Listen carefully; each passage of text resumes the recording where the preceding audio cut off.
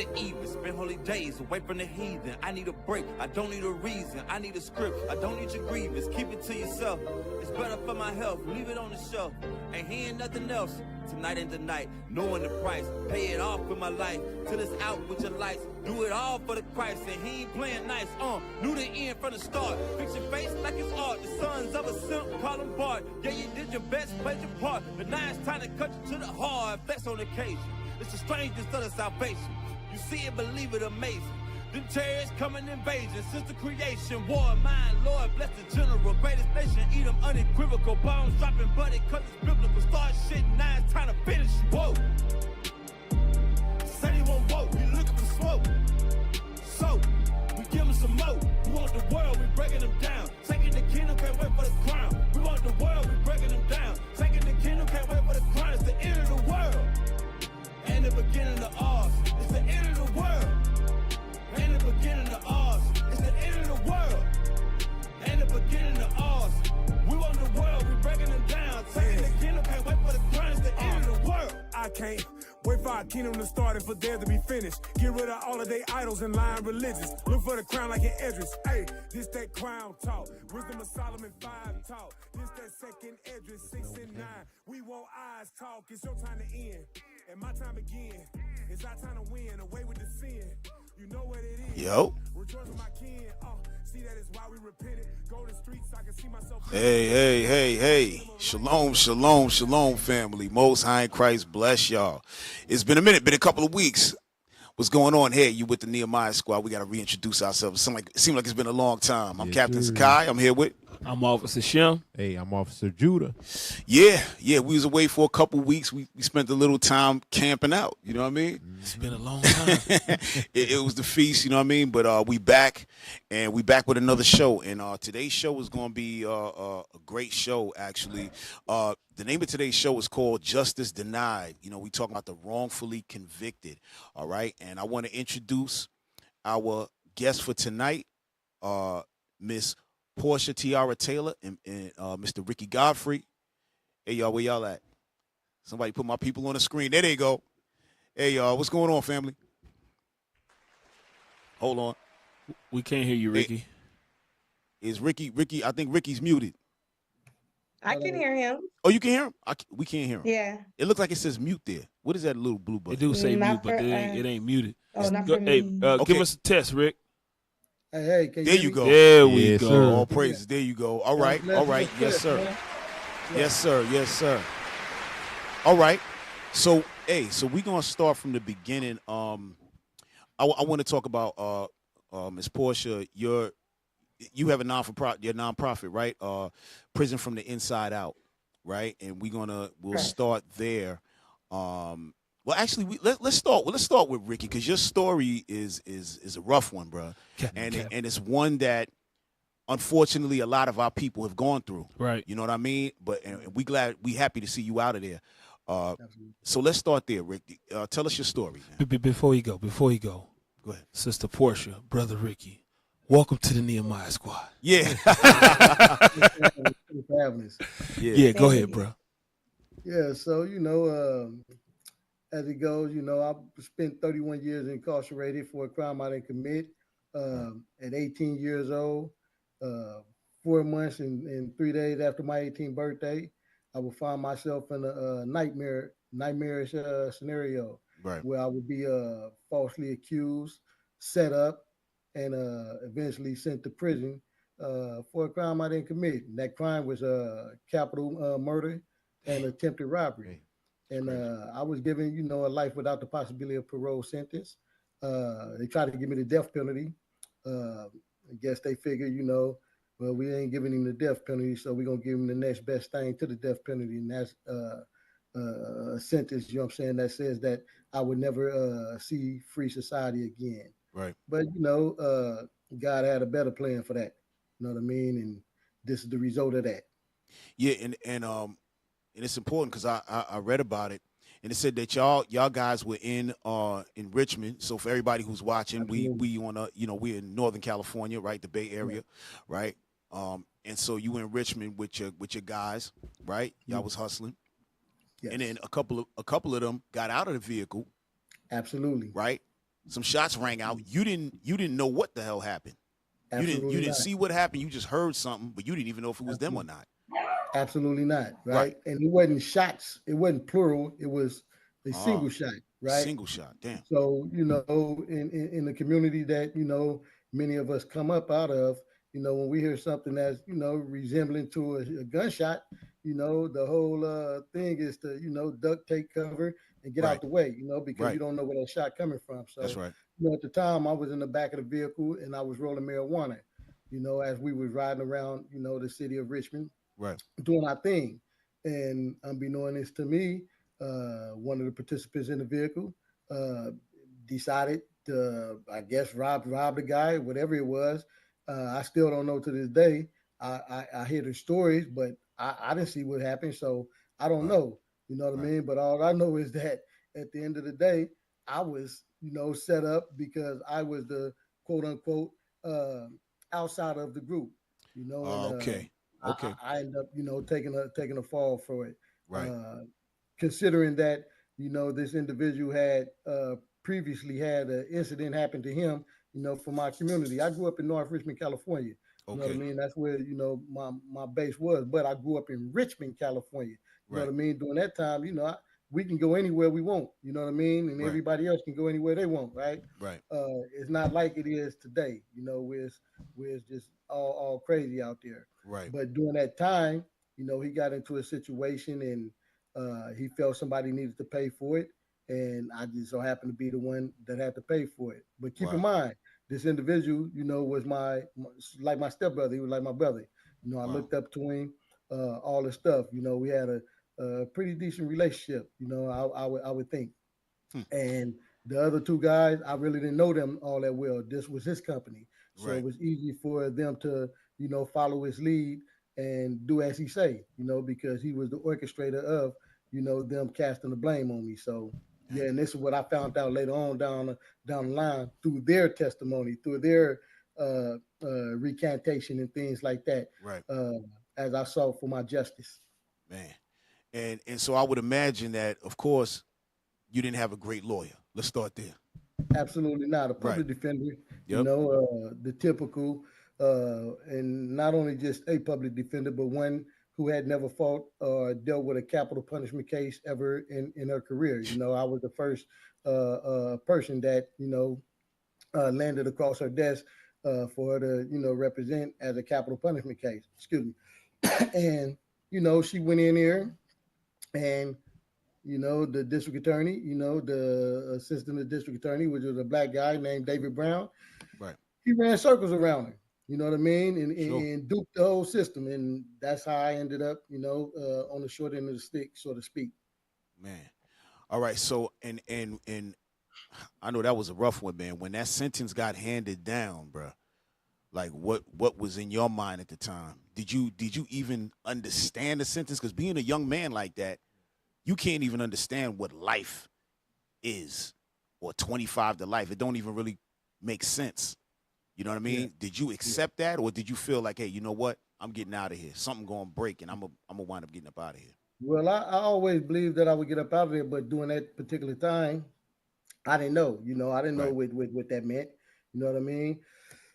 All I knew is that I was being falsely accused, and they had it all wrong. You know what I mean? I had a fourth grade education because I dropped out of school in the fifth grade, only having graduated to fourth grade. So I really didn't know how to articulate myself in a way that made sense, you know what I'm saying, to say that I didn't commit this crime, except for just saying, hey, I didn't commit this crime. Right. You know what I mean? I didn't really know how to like say, I guess, the chosen words that they wanted to hear. Yeah, right? They took advantage. So it was all new to me. I had never been in that situation before. I had never, had to go to court, to trial, or anything like that. Yeah, as a juvenile, I got in petty crime and stuff like that, right? But as an adult, that was something different, to say, hey, you're going to the prison and you're going to spend the rest of your life there. That was something different for me. Sure. Actually, I remember my grandmother, showing up, and she passed out in court. She had her first seizure as a result of them saying that, hey, you were sentenced to life without the possibility of parole plus 7 years. You're never getting out. and Yeah, she passed out. She had a seizure. yeah, Yeah, that's real crazy. That kind of reminds me of the Central Park Five. Um, yeah. Back then, I know you probably know their case. I know that. Yeah, yeah. Yep. They got out. I grew up in New York. And we wound up seeing a couple of them brothers, what I'm saying, on the street. Yes. I talked to them for a little while. They were definitely obviously in good spirits because they got the hell up out of there. But that's what happened to one of them. He was in there and the cop just came in and started talking to him. He just happened to walk with one of them to the precinct, and then all of a sudden he was caught up in the whole situation, and then boom, he's in jail for, you know what I mean? They're trying to give him whatever they gave him, like 15 or life, whatever trash they gave him. So now you inside, you incarcerated. When did you now link up with Miss Porshe Taylor? So it would be many, many years later. Before I answer that, right? Yeah. So in this whole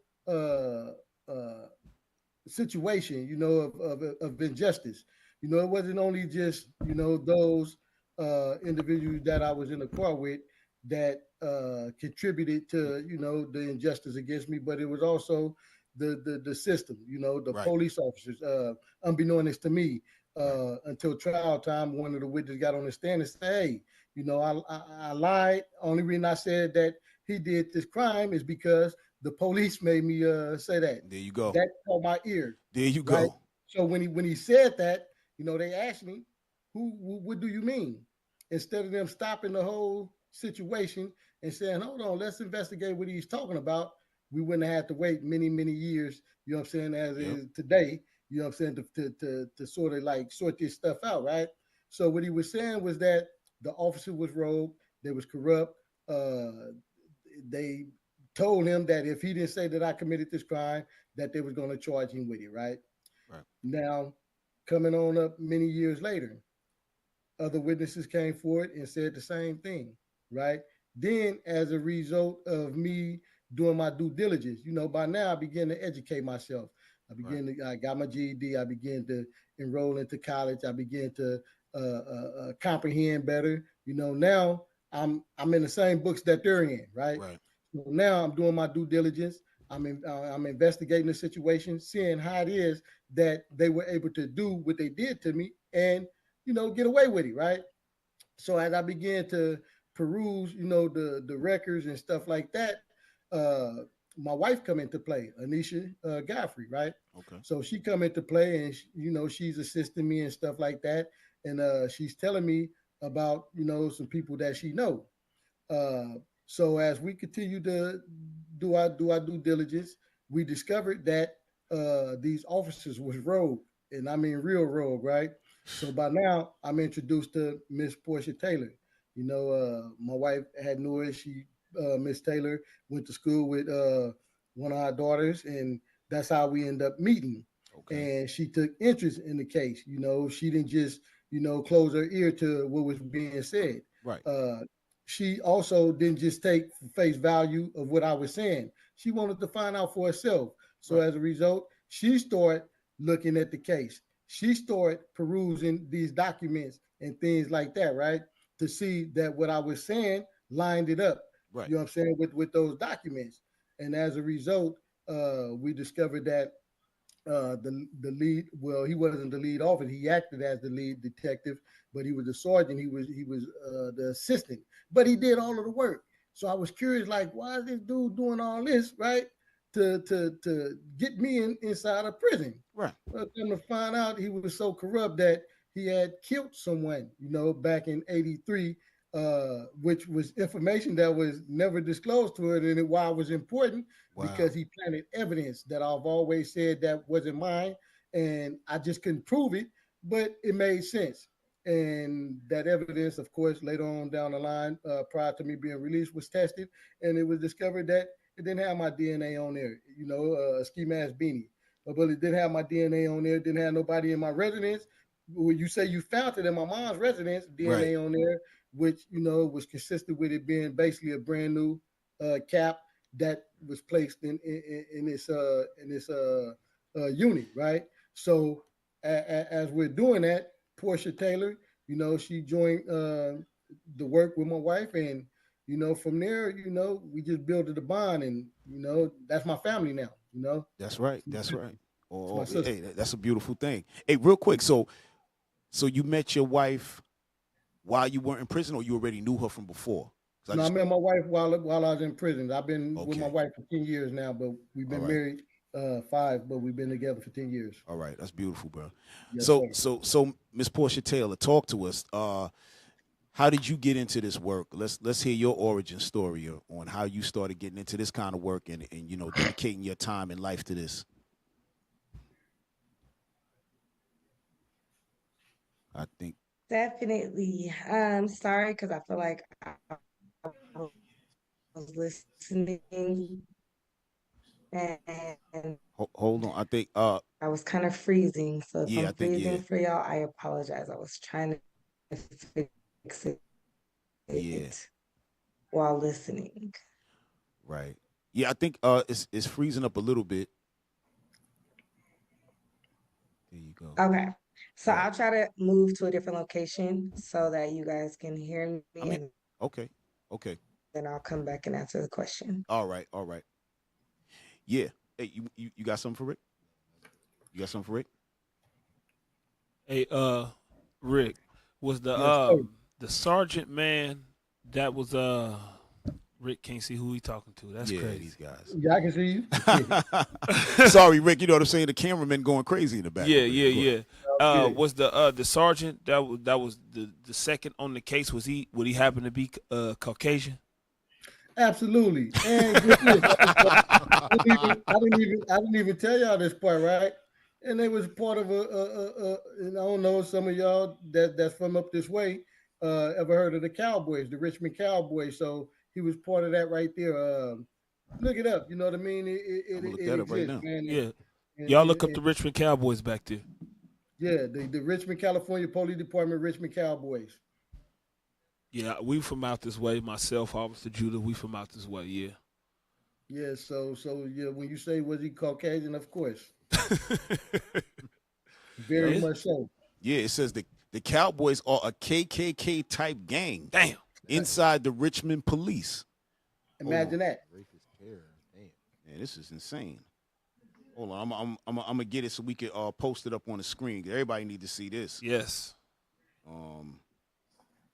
Yeah, this is something. Yeah, Rick. So, hey, listen, I just sent that thing to y'all. So make sure y'all post that up. All right, about the Richmond Cowboys. All right. Oh, damn, y'all fast. All right, there you go. Yeah, open that up so we can read that thing. Can y'all open that up? There you go. I mean, it look crazy. Test 1 2. All right, Zoom go ahead. in. Read that, please. Zoom in. Oh, okay. There you go. All right. It says, "Smash the Richmond Cowboys. Stop killer cops." Scroll down. And hey, don't forget. You see those three things? Those are the actual police right there. Those Yeah. are some of the police. Yep. Damn. Yep. Those are the officers right there. Clinton Mitchell, Samuel Dukowicz, and Leo what? Garfield. Garfield. And he the police chief. Yeah. He the main demon. Yeah. Go ahead, read that, officer. The Cowboys are a KKK type gang inside the Richmond police. They carry out racist terror against the black community with the full support of the police chief and city government. Damn. Over the past year, Richmond cops have killed 5 black people. Richmond in Contra Costa is the center of growing KKK activity in the Bay Area. Wow. The KKK and killer cops must be stopped. All in the Cowboys. Also in the Cowboys, Todd Opdyke, Patrick Keefe, Marty Birch, Sergeant Frank Hanratty. Yep. A good arrest is a bloody arrest. See, that's what that man said. That officer said a good arrest is a bloody arrest. Damn. Hey, that's real police brutality right there. Was any of them guys the guy? So continue to read. You finna read it. Yeah, I was gonna say the last name was your guy. Yeah, Oh, keep yeah? reading. Go Oh, here ahead. we go. Go back and read it. Sergeant Dennis Brown, Damn. That's him right there. who murdered there. Donald Kizart in January of '83. Damn, that's the one he was just talking Yep. about. That's the one he that's referenced, right. that murder in The 83. murder in 83. Yeah, that's crazy. Mm. But this type of stuff is played against us purposely. You know, give me that Zechariah chapter 11, verse 5. I got to Yeah. read this, man. Yeah, we're going to read something for y'all real quick. I have to read this because what we just read is what we about to read right here. Watch this. Right. This is the book of Zechariah, chapter 11 and verse 4. Thus saith the Lord my God, feed 11 the and flock. 5. Just go straight to 5. Get to the point. Verse 5. Whose possessors slay them and hold themselves not guilty. That's what we just seen. A bunch of cop killers killing people. One particularly in 83. He killing folks and then he get proven not guilty. How is that a thing? Go ahead.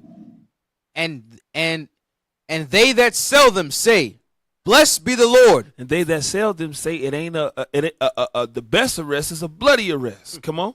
For I am rich, and their own shepherds pity them not. And our people don't even pity the people that's going through it, man. This is Bible prophecy that we just read, man. Yeah, man. Because we This got to stuff be, happens. because that's the thing, right? The so-called leaders in the community, they may have a march and certain things like that, but like real pressure got to get put down on them. You know what I mean? So I guess this is where organizations like Prison from the Inside Out might come in and start applying pressure. Right. Miss Porshe Taylor, I see you in a different area now. Look like you ready to rock and roll. So Definitely. yeah, so let us know your origin story and then, bring us up to speed with Ricky, how you got it. I know he told us how y'all met, but you dive right in there as well, Yeah, absolutely. I grew up and impacted myself as a young girl, young lady. I was involved in many activities that led me to several youthful terms of incarceration, small terms of incarceration. So But I was I don't want you to run too quick, sis. You know what I mean? We want to hear everything because guess what? A lot of our people's watching the show and they may have gone through what you're going through, and then you know what I mean? You made a great positive step. So you yourself was involved in some criminal activity where you had to do little stints. Is that what you're saying? absolutely. Okay. All right. Come on, sis. Go ahead. And I think, but the main impact for me was via my spouse, my husband. When we met, I was 19 years old. We had our first child extremely fast. And his incarceration then led me to be that Black woman statistic of single mother on welfare with a baby daddy in prison, right? And from there, I just recognized that there was a lack of support for people that go to prison, especially a person like with the crime, unlike what my husband committed, which was an accidental crime. It wasn't like a crime of extreme violence. It was violent to an extent, but not of intentional violence. And so what happened with your husband exactly? Vehicular manslaughter. Okay. And so, in looking at like where was the rehabilitation factor, I started just kind of looking at my own history and the people that I also knew that were incarcerated. And truth be told, I had a dream. And the dream led me to create my organization. Okay. And the dream was a direct, in my opinion, message from the higher powers that we all serve. And I created Prison from the Inside Out based on that dream.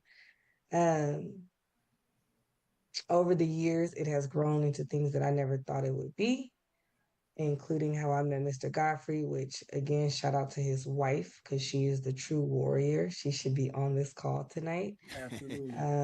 She was like She listening. similar. Is she in the next room or something? You can bring her on in if you want, bro. Yeah, she listening. All right. My Right. husband's sitting next to me too. They are like our Right. champions, beside us as we do this work. Okay. You said your husband is next to you? Yeah. He is, absolutely. Okay. That's what's up. Yeah.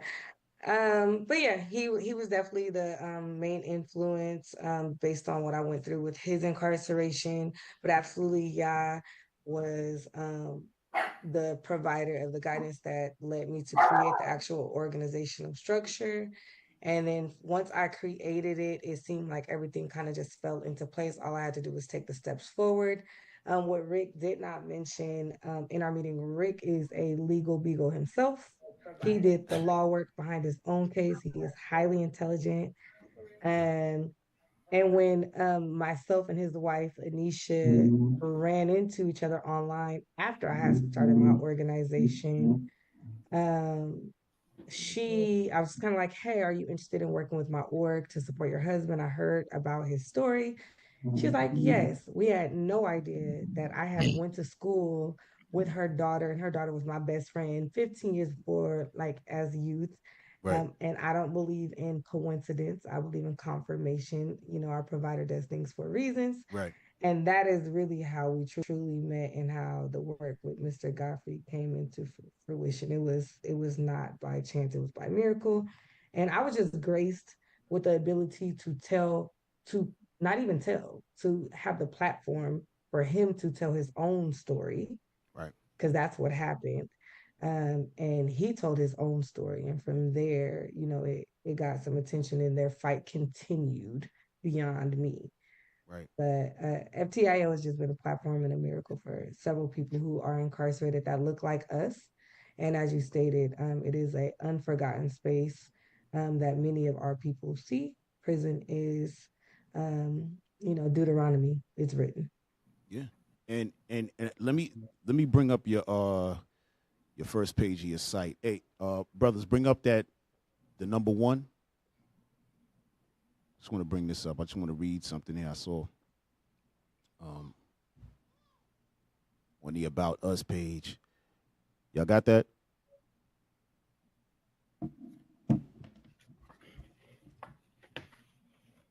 All right. All right, so scroll up. We're just gonna read something real quick.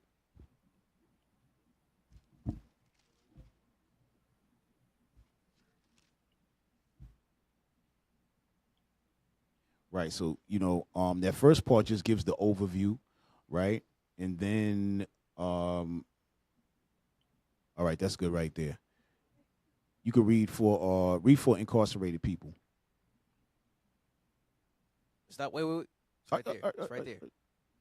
For incarcerated people in custody, FTIO believes that investing in the incarcerated community and providing resources to transform them from within is the key to lowering recidivism and optimizing their reentry success. Right. Go ahead. Through a variety of program types, art, cognitive behavioral therapy based practices, victim impact, mentorship, and faith-based programs. Right. So, and let me ask you, Porsche. So, I can understand the art, cognitive behavioral therapy based practice. What would that consist of? So when we look at like CBT practices, it entails a lot. But for us specifically at FTIO, it really looks like self-help, right? Okay. We come in and we do forms of self-help, meaning that you have to want to drink the water. In old terms of, you can lead the horse to the water, but they don't have to drink it. Right. Right. You have to want to be helpful. We can plant seeds everywhere, but you have to want to grow. And so we come into spaces and we provide programs that allow people to be in a comfortable space. Because, first of all, we look like them. If you look at the Right. pictures of my staff, we look like the The population inside. serve. You know what I mean? Like I see you Exactly, have some Latin. I saw a couple Latin sisters, so on and so forth. Yep. Go ahead. Yep. Yeah, so that's important to us. And outside of that, we have a high population of women that go in. So it's a blended situation, but it's a lot of women going in that serve. So that can serve as auntie, mother, sister, cousin. Sure. And that's lacking in prison environments as well. Sure. But when we go in, the programs that are written have a way of breaking down a testimony.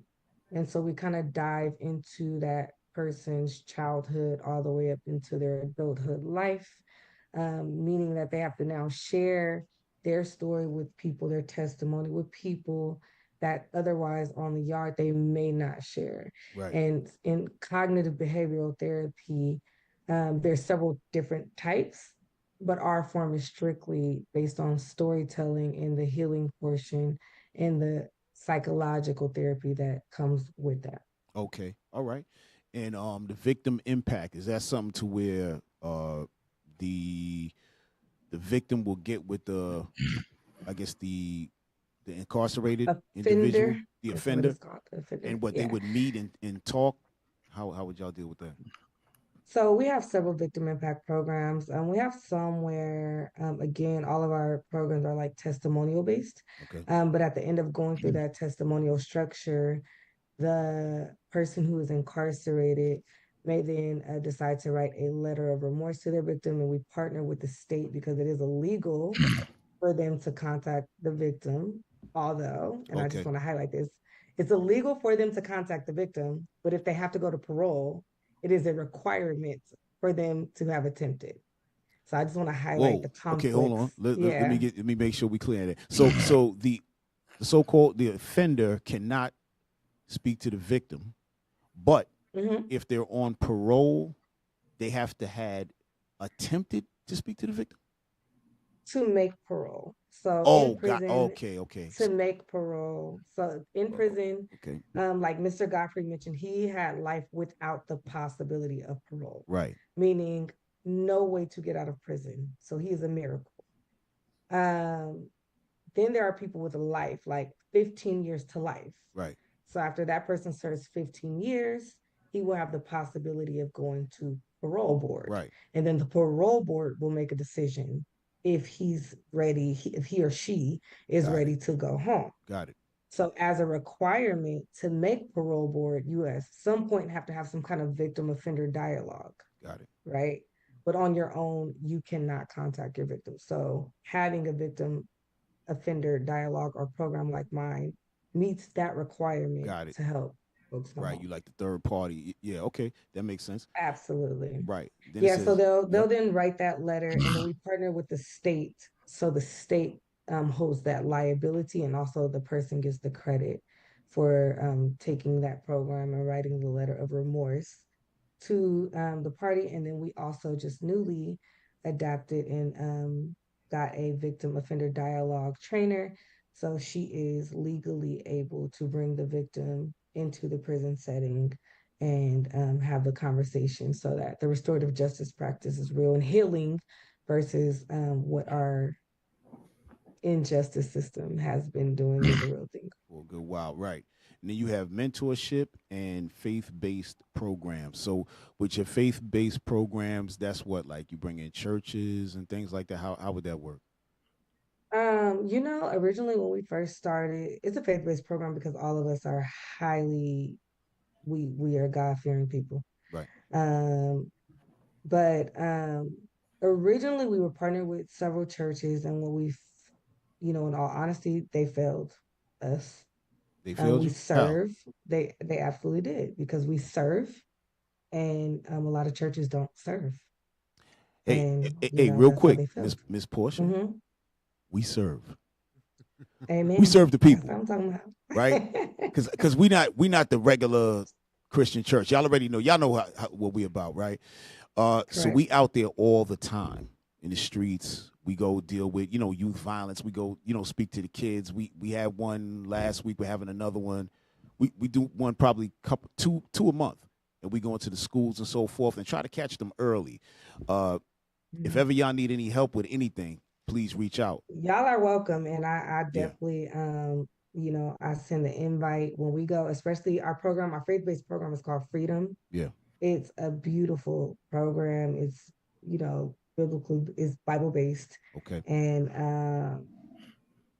y'all would enjoy it. I've never seen yeah. anyone who's participated in it not enjoy it. I mean, I do know I'm very familiar with Right, the organization and the structure. So right, I believe you guys would enjoy it. And yeah, the church has failed. I think they came in with great intentions and they just couldn't meet that. And that was okay with me because again, I believe in confirmation right, and it showed me the alignment. Guess who was in the room though? Mr. Godfrey was, and right. his wife was, and several other community members that came to serve that new God and know God and came to, share his spirit with the people that are forgotten, that are sitting in prisons, that are, good, wholesome people that made mistakes. That's right. That all, deserve forgiveness. And so our faith-based structure did lean on churches at one point, but now we lean on ourselves. We know who we are and what we provide in our own lived experience, and what we intend to bring into the prisons. Okay. Well, we're gonna read something real quick, and then I got something for Rick. I gotta ask him a question. Absolutely. You got something? Go ahead. Yes. The church is absolutely failed. Absolutely. Give me Ezekiel 22, verse 26. Get straight to the point. It's the book of Ezekiel, chapter 22 and verse 26. Her priests have violated my law. Come on. And have profaned mine holy things. Uh-huh. They have put no difference between the holy and profane. This is why they fail us, because they don't put no difference between the holy and the profane. They don't put no difference between God and the world. It's all the same to them. Go ahead. Neither have they showed difference between the unclean and the clean. Things you're supposed to be doing from things that you're not supposed to be doing. Come on. And have hid their eyes from my Sabbath. They keep none of the high holy days, none of the Sabbaths. Come on. And I am profaned among them. Read. Her princes in the midst thereof are like wolves. That's why they failed us. They're like wolves. It's all about money. It's all about gain. It's all about profit with these churches these days. Come on. Ravening the prey, to shed blood, and to destroy souls. What's their purpose? To destroy souls. Their purpose is to destroy souls. Because guess what? Every religion that our people follow is created by the slave master. Let's just put it out there plain and blank.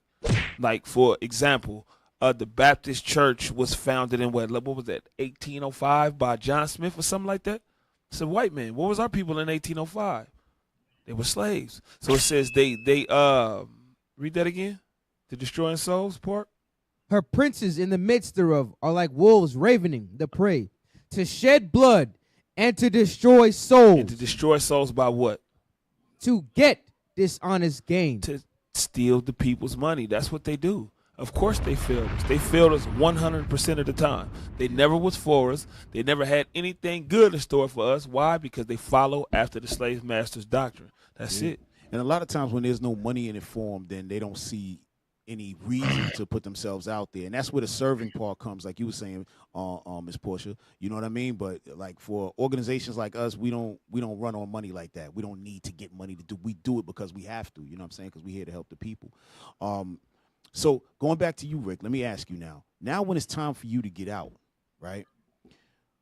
How did they wind up commuting the sentence? What did they actually say? Now, once the evidence came out that you didn't do it, what happened from there? So what it was is this, right? I had to make a decision. Right. And that decision was predicated on whether I was to be selfless or selfish. Right. Now, considering that I'm a wife, by the grace of God, my mom's still alive. Because I done lost my grandmother, my father, my grandfather, and a plethora of other family and relatives that I was really close to. Right. Including a grandchild. You know what I mean? Mm-hmm. So understanding that I still have my wife, that I have my mom, that I have my children, grandchildren, I had to make a decision on whether to continue to stay within the belly of the beast, to continue to pursue justice, unsure if they would, give it to me the way that I sought for it, right? Or take this quid pro quo type of deal and say, you know what, allow me to come home right now, and I'll just fight from mainstream society. Right. So I made the decision. A plea deal was put on the table, and at the same time as that plea deal was being put on the table, I made it clear that this should be put into the record that is only an agreement to accept this deal in the interest of justice, meaning that I'm not doing it because I'm guilty. I'm not doing it at all because I'm guilty. I'm doing it because I want to come home to my family. Because if I don't accept this, who knows how long it's going to be. You know, I could still be in there right now. Oh, you would have been in there. Yeah, 100%. for sure, right? Because they frankly didn't want to accept the reality that I figured it out, and that I, you know, put the faces to the injustice, and I figured it out, and they didn't want to admit to that, right? So they just kind of like, you know, swept that to the side. But you know, I'm here now, and I'm still Right. fighting. So we're on it, and I'm not going to give up. You know what I mean? Just like they know that I wasn't giving up then, I'm Right. not giving up now. So you know, I'm here, and I can do better here than I could, you know, Inside there. staying inside of there. No, absolutely. Because I know most people would look at it and be like, "What? You taking a plea deal? That mean that you know you know what I mean?" But it's Well, it's let me easy to say talk this. tough when you know you on the outside. You know what I mean? Absolutely. But when it's Absolutely. time, when you in there all that time and you ready to get the hell up out of there, Yeah. then you got to do what you got to do. And now, so wait a minute. So now that wait. So now I'm thinking about something else. So then you wasn't able to sue them or nothing then. So we're in the process of that now. Oh man, you got to hit them in the head with a hammer. You got to. Oh, so that, you know, it's coming. It's coming. So we're in the process of that now. I'm being paired with, you know, law firm. We looking into it. You know, I have an attorney, you know, who represent another organization that been assisting me since I've been home, Right. and we're pursuing that, right? But yeah, the people that says that, oh man, you stupid. Those are the people that don't have my best interest in heart, so they don't even matter to me, right? No, for real. But the ones that truly understand, that know what it's about, those are the ones, you know what I mean? That's, hey man, go home to your family, man. Yep. Get up out of here, get to the street, and you can do your Dougie out there, right? Right. And that's what it became, right? Only a fool, you know what I'm saying, would go that route. You know what I mean? Exactly. I mean, that's your prerogative. That's your choice. That's your choice. But I know what my choice was, and I know the reason behind my choice. I didn't want to be selfish. I wanted to be selfless, and Right. I acted selfless, and that's why I'm here right now. That's right. I And I let me appreciate say that. this too, right quick, Yeah, go ahead. before I end on that note, right? Also, I remember praying, and I remember asking God. I say, listen, whatever you have in store for me, give it to me. If you let me up out of here, that's it right there, right? Man, I did that on a Wednesday night. True story. I did that Yeah. on a Wednesday night. Thursday, my wife was getting a call, and she was messaging me through this tablet saying, "Hey, your attorney say call her." So I'm like, "Call her for what? Like, what do she want, right? Like, she supposed to be coming up here, right?" And Right. she's a wonderful person. Like, she really assisted. My name is Rebecca Brackman. Right. Really assisted and did her thing, right, in making this all possible. But when I called her, I'm like, what's going on? She was like, "Hey, they ready to, you know, put an offer out there." In my mind, my first reaction, my first thought was, hell no, I'm not doing none of that. But then, as quick as I thought that, I also Right. remember the prayer I just prayed last night, right? Right.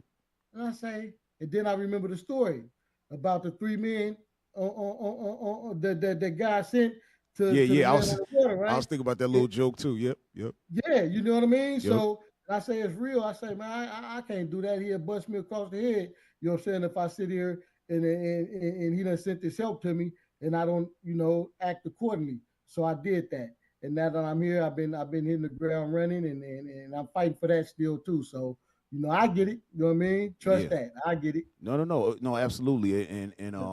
And Lord's will, you're gonna be able to make something out of it. And it reminds me of like when you read about Joseph, when he wound up having to go to jail in Egypt for like 14 years. You know what I mean? But Absolutely. at the end, it meant something. It was a reasoning behind it. Absolutely. You know what I'm saying? So Lord's will that this is gonna come to something. And in that lawsuit, you're not just suing the city of Richmond, right? It's the whole No, no. California, it's the state of California, right? Yeah, state of California. Okay, yes. good. Yeah, because you got to go after the big bucks, So man. it's You know three what I'm saying? levels. You know what I'm saying? The state, the city, Right. and the department. Right. Yep. All praise. You got something? Go ahead. All right. Yeah. So Ms. Taylor, so in that effect, when it comes down to this part in terms of regards to lawsuits, so on and so forth, do you also facilitate in helping get attorneys for certain incarcerated individuals and so forth, or are there attorneys that are linked in with your organization that don't mind helping out, you know, when things like this go on? In short, good question. No. I'm a law student. All right. I'm a law student. Okay. But outside of that, it's so funny.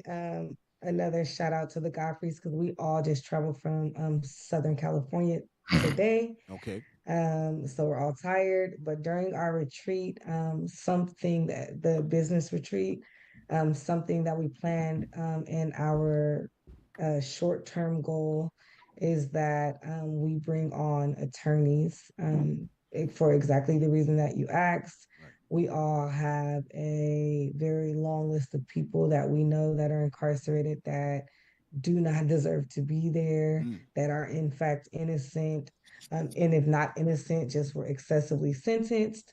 So as of now, no, we do not have attorneys. Within the next year to 2 years, we plan on having an extensive list of pro bono attorneys that are working. I think we agreed upon 5 cases maximum annually. Okay. Okay. Sounds good. I want to jump on a couple of something else that I saw on your site. Brothers, bring up. I believe is number 2.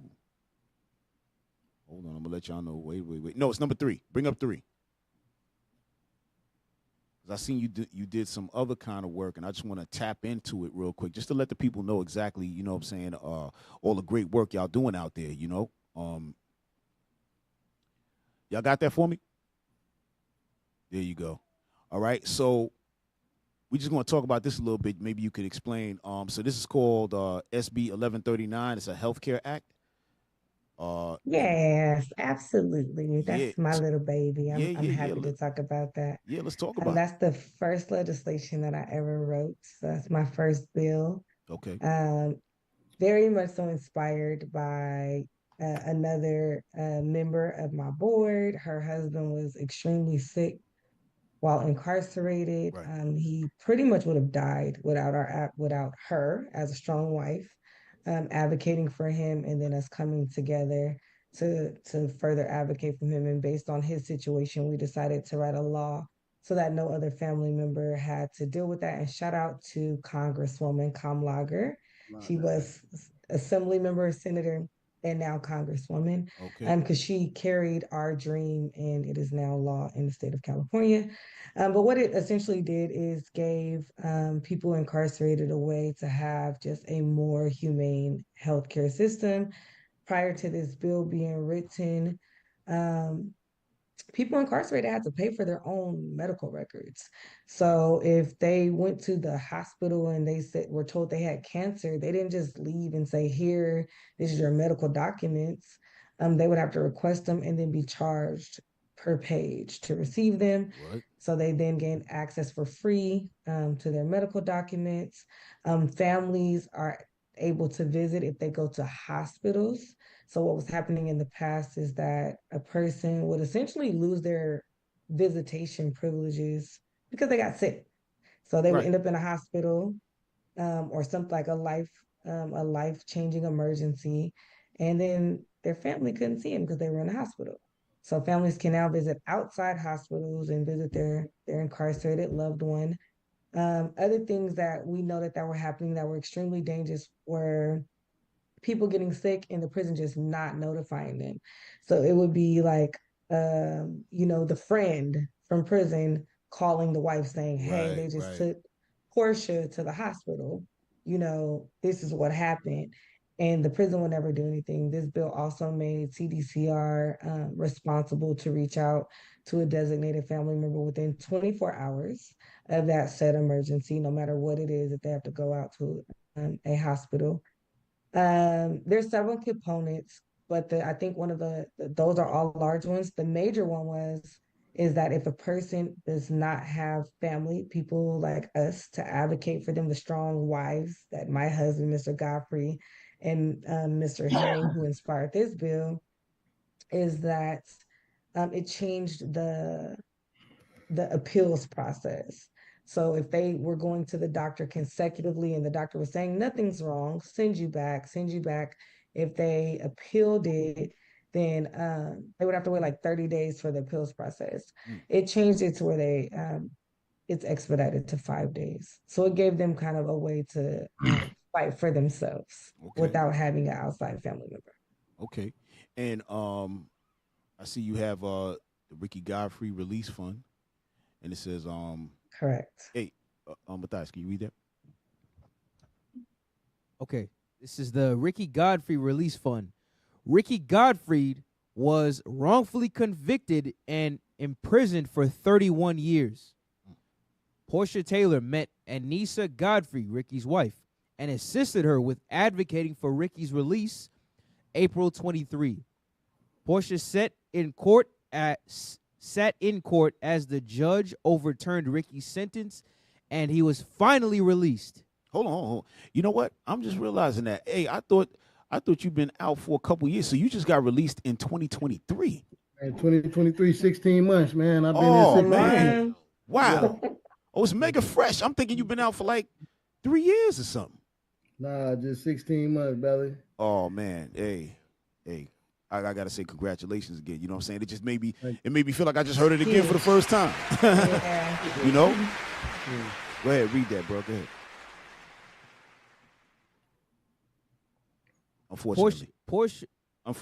Unfortunately, Ricky still has legalities in place before he can be fully exonerated because of this.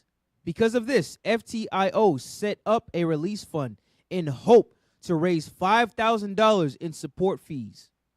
On May 16th, 2023, the one and only Celtics basketball player, Kyrie Irving, our friend, donated $11,000.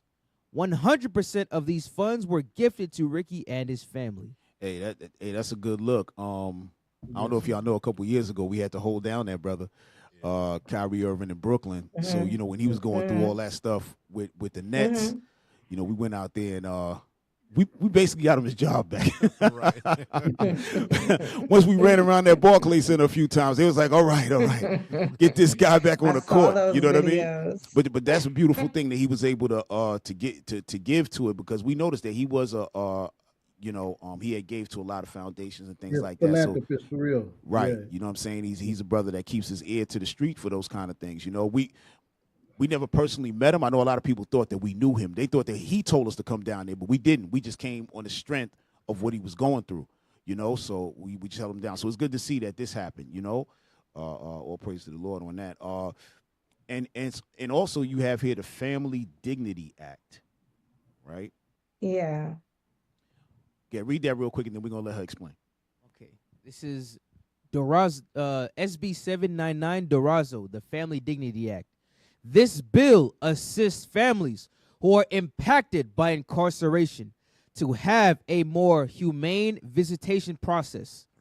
It expands the allowable items for infants, toddlers, and children who have been penalized by when entering prisons for decades. It also allows for adults who are attending long-stay visits to bring their own linens and towels versus having to use. I guess having to use, you know, what they have there, you know, at the prison and whatnot. Correct. So go ahead, sis. Go ahead. You could speak on that a little more. I just want to highlight Dignity Act 2.0 just was signed into legislation like 2 days ago as well. Is that right? So the website needs to be updated. We've done so much. Okay. And I want to shout out, if you're in California, vote yes on Prop 6. Yes. California. Okay. What is Prop 6? You got to put us on. What is that? It is slavery. It's slavery in our Constitution. The 13th Amendment Yes, 13th says that Amendment. slavery is legal if you are convicted of a crime. And it is currently on the ballot. And we need to all be aware to vote yes for the removal of slavery out of our Constitution. Well, here's the thing. I had to throw that out there. No. Here's the thing. Earlier in the year, this had to be, I think, July. It was one of our first shows we did. And we had, I don't know if y'all know Chris Lodgson, right? He's actually pushing for. I do know Chris. Right, you know Chris. Okay. Yeah. Matter of fact, we just saw Chris in L.A.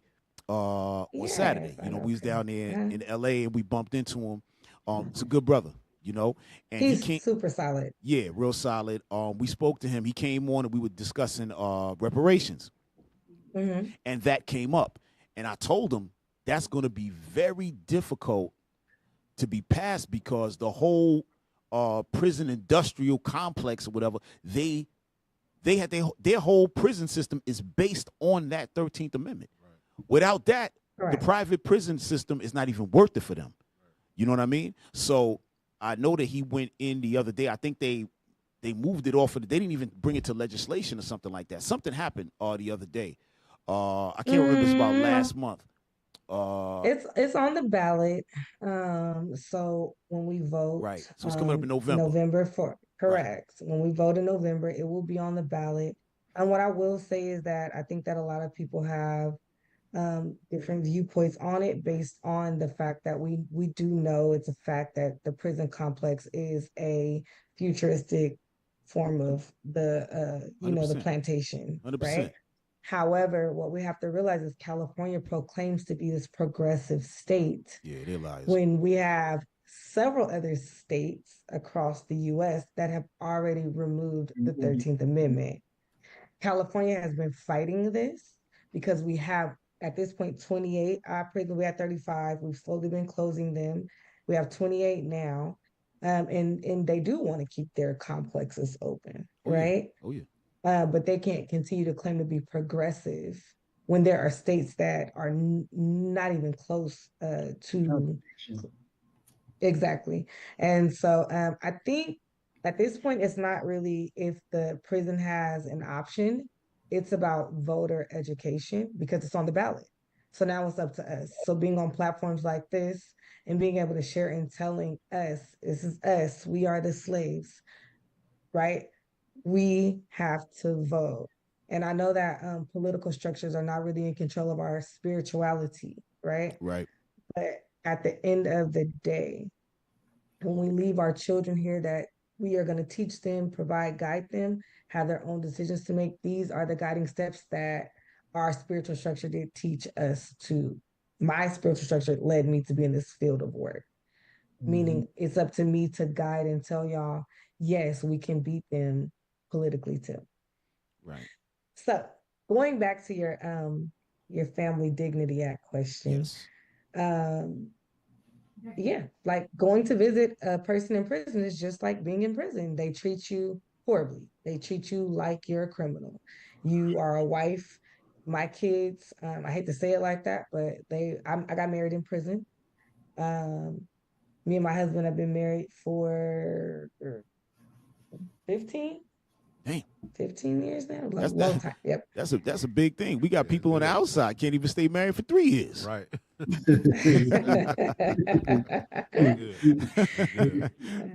For real. Yeah. You know, the thing, and a lot of people downplay it, but the thing about getting married in prison is that it's not physical based, right? It is a mental thing. You guys you're soul tied. You're talking, you're communicating, you're doing things that most marriages lack in. Hold on. Is in the background. I want to jump in there real quick because that's heavy. That's heavy what you're bringing out, because even within our church, our organization, when it comes time for the marriage process, that's how it starts. We don't allow the physicality to happen. It's strictly conversations, learning each other, what the scriptures talk about. Prove a friend. Get that real quick. We proving each other as friends, right? Then from there, when that time comes, when they saying, okay, we ready to get married, that's when y'all get an opportunity to have y'all feast day or whatever, wedding day, and then y'all can go ahead and go entertain each other. You understand what I'm saying? Come on. But before that, you gotta learn each other. So that's a beautiful thing right there. What you just said. Hey, we're gonna read this real quick and we're gonna get right back to it. Go ahead. This is the book of Ecclesiasticus, chapter 6 and verse 7. If thou wouldest get a friend, prove him first. Right. If you getting a friend, meaning your wife, your husband, right? Because that's going to be your friend first, right? Prove him first. Prove her first. So y'all going to know, okay, this person is good for me. We are along these same lines. We do this the same, so on and so forth. That's why you're able to have a 15-year marriage. That's not a small thing. Right, that's big. You know what I'm saying? Even amongst us, that's a big thing. 15-year marriage. That's real heavy stuff. But I'm sorry, Porsche. I just had to jump in because that was great. Oh no, I'm definitely big on praise and marriage. Yeah. You know. So yeah, my children were raised in the visiting spaces, and you bring your 2-year-old little girl into a prison is already, exposure to things of not what we call normal in this world, but Right. also like the prison guards and stripping the child out or things like that, or if you don't have a birth certificate, the things we keep private in normal life, right? Normal people are not running around with their wedding certificate, birth certificates, things like that for their children on them. What we call like stereotypically prison wives, we have that all the time, like in the car, because if we show up at prison without it, we cannot get in. Really? And so that law made it to where they are required to scan it in. It's 2024. Scan the birth certificate in, scan the marriage certificate in. We should not be running around with our private property on us in our car, and so they have to scan our ID, our birth certificates, marriage certificates, all those things into the system. They were also doing like silly things like you can only bring 30 diapers, for instance. What? Like, you don't know how much my child is going to use the restroom. Right. So, we're able to bring unlimited amount of diapers. Children we couldn't bring our own linens, meaning washcloths, towels. So now I have to wash my baby, which may be an infant, with institutional washed sheets, Yeah, it's towels, crazy. things like that. Just disgusting Yeah, in they're trying to general. make it very difficult to the point to where you don't For even want to family come. ties, Right. right? Which hence the name of the bill, family dignity. Like, Right. let us have our dignity. We Right. did not do anything wrong. You're trying to break the ties of us being, locked in with our Right. spouse, brother, sister, son, whatever. So it just changed simple things that we shouldn't even have to ask for. And I think the title of it says it all. 2.0 just further enhanced it, asked for more stuff. And we're going to keep on asking for more stuff because we're going to keep on trying to make sure that the people that are incarcerated have the support that they need, not just because it's right in a humane stance, but because statistics show that people who have family and friends come visit them and stay with them rehabilitate at a faster rate. They learn to come out of prison, jail, and rehabilitate and not recidivate. And we're all for that here. So family support is important when you're in that kind of position. Yeah, that's Right. excellent. Yeah, Judy, you have some? I was just thinking like and most of the people we do bring on the show, they really all are about their people. You know what I'm saying? So that's what we like to see from y'all. Y'all doing y'all thing. You know, showing that love for your people because you're not like you like a monetary thing for you taking your extra time to do the research and you know what I'm saying? It's a real love for your people. And that's what we relate to because we love our people too. You know, and we going out there, we're not getting paid for what we do either. You know, so we can relate to that and we vibe on that. So that's what we like. Yeah. I was looking at some of the programs, and so your husband is Edric Lamar Brown. Is that him? Oh Lord, no. Okay. She said, "Oh Lord, no." Wrong guy, man. hey, Whoever hey, heard that on Edric. the internet, Hey, Edric. Wrong guy.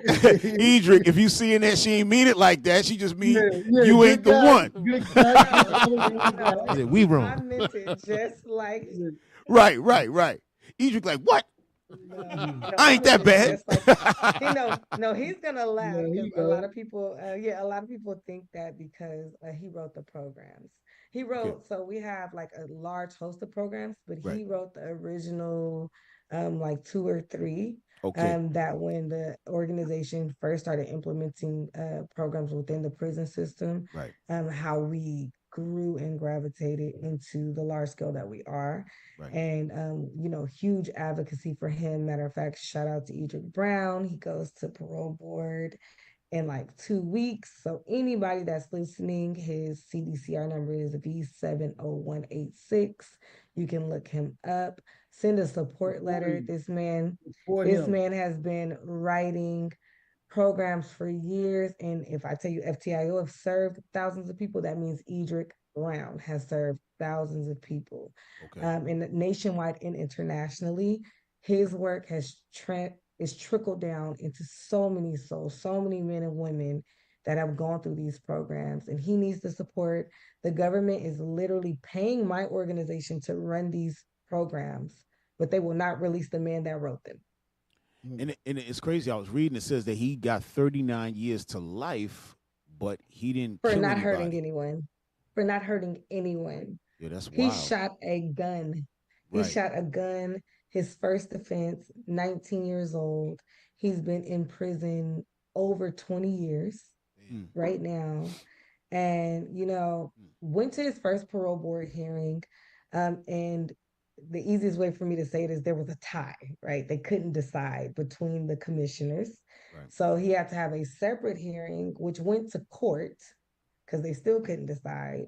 And that case has been in court, and he's already made it back to his next, you know, like next parole board time frame. Right. So our system is so messed up. Like even the fight for injustice in prison, you know, it just doesn't work.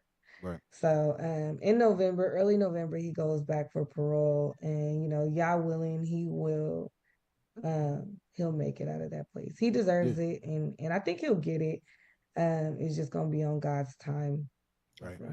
And one thing I saw on the page, it said you are responsible for your actions no matter what anybody else does, right? And I think that's important for a lot of the youth, and obviously even for adults, because we do dumb things. We get angry and we act out, you know what I mean?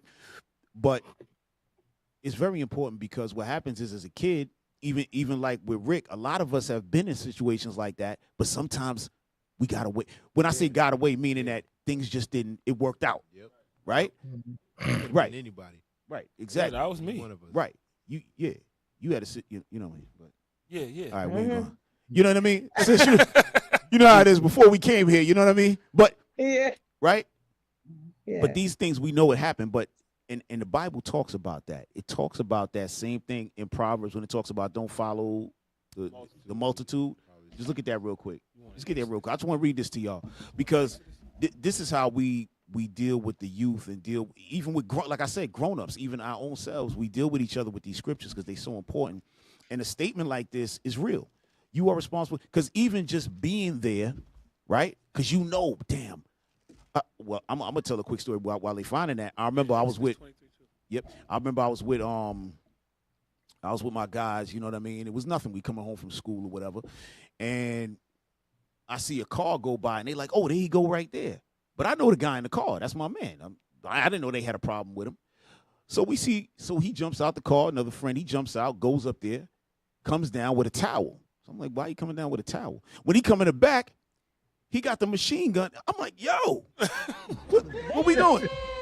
What we about to do right now? They said, oh, nah, we about to go get homie. I was like, oh, nah, you're not getting him.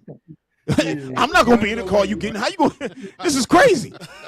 I just seen the gun and I was nervous. I was like, yo. Now, so it kind of reminded me of what you said, Rick. You don't even know what's going on. All of a sudden, and they already, it was like already in their mind, yo, we about to go get him. So I said, yo, hold on. I know that man.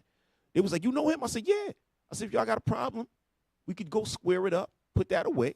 We'll go over there. You know what I'm saying? If y'all feel like y'all want to square it up or whatever. And it was dead. It never went nowhere.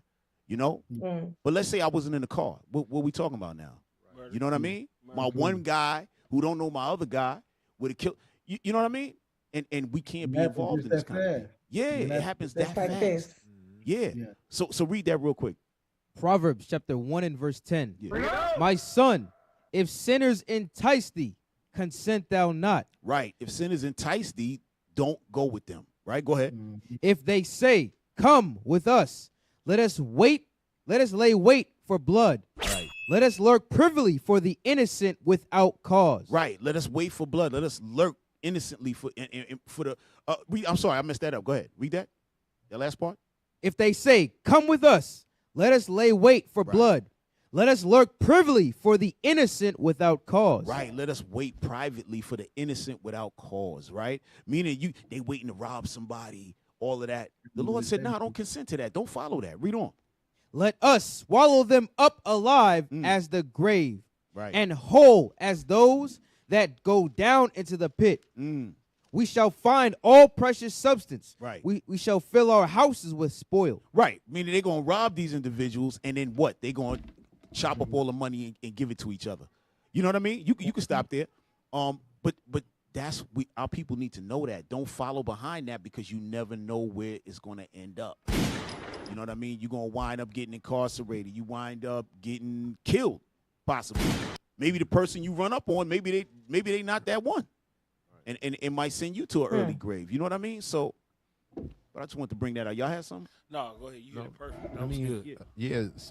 And when you young like that, 18, like you said, you sitting there doing your thing. You sitting in the back seat, you know, rolling a little blunt or whatever, and just chilling out, being a kid, you know. And then you hanging out with your buddies, but you don't know what they, you know. We all had that one hothead, you know what I'm saying, one hothead in the group. So y'all might have got to a fight, you know what I'm saying, some simple fight, and then pow, you whip out, and now everybody involved, you know what I'm saying, is going to prison for that, you know. So so you got to watch out who you hanging out with. So this I'm thinking of Proverbs 20. What is it? It's Proverbs. Give me Proverbs 14:27, real quick. Okay. I want to show y'all something because at the end of the day, we dealing with the results. Like we're voting in a system where we know hands down for sure that these things are done on purpose. They know know that my man Ricky is innocent. They know that, but guess what they're gonna do? They're gonna say, let's make him sign this deal though. Right. You know what I'm saying? We know 100%, and everybody know now that dude was in the Richmond Cowboys. Right. It was something to get, you know what I'm saying? Everybody know hands down, but let's still make them sign this deal so it'll make it difficult for them to uncover our dirt. Man. You know what I'm saying? So we're dealing with make it difficult for them to pay him. Yes, that's the main thing. That's the main thing. For them, that's the only thing. Yeah, yeah. But watch this. Proverbs 14:27. Proverbs chapter 14, verse 27. The fear of the Lord is a fountain of life, to depart from the snares of death. Snares are traps. They're traps, right? So guess what? They this people set all these traps for us to step in them, you know. And the way we're dealing with the result, but what we want to deal with as an organization, we want to deal with the preventative. You know what I'm saying? So how do we prevent the youth from, you know, it's like we just read in Proverbs 1. It say if sinners entice thee, consent not. So I teach my son that. I say, hey son, your boys want to go rob a store, this, that, and the third. You're not supposed to do that. Why so? Now I can educate him on the trap. Hey, the trap say if you you know, if you touch pitch, you're not gonna shake your hands from that. You're gonna be a part of it. You know what I'm saying? So we want to deal with the preventative.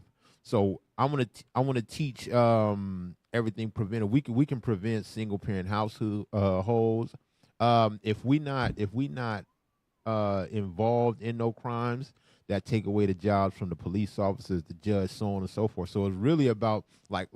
And the whole reason I really like dealing with our people that love our people is because we here to fix each other. You know what I'm saying? We want to fix the people, right? You know, so that's the whole goal. We want to take care of the result, but if we could get in front of it, you know what I'm saying? Youth violence. You know what I'm saying? I teach a young man how to have a conversation rather than getting in his pride and shooting. Right. You know what I'm saying? Y'all know the dangers of back in the day. You had to know how to fight at some point. But these little skinny little nerd, little hyphy little, you know what I'm saying? These boys ain't doing no push-ups. You know what I'm saying? They out here whipping that thing out, ready to shoot everything moving.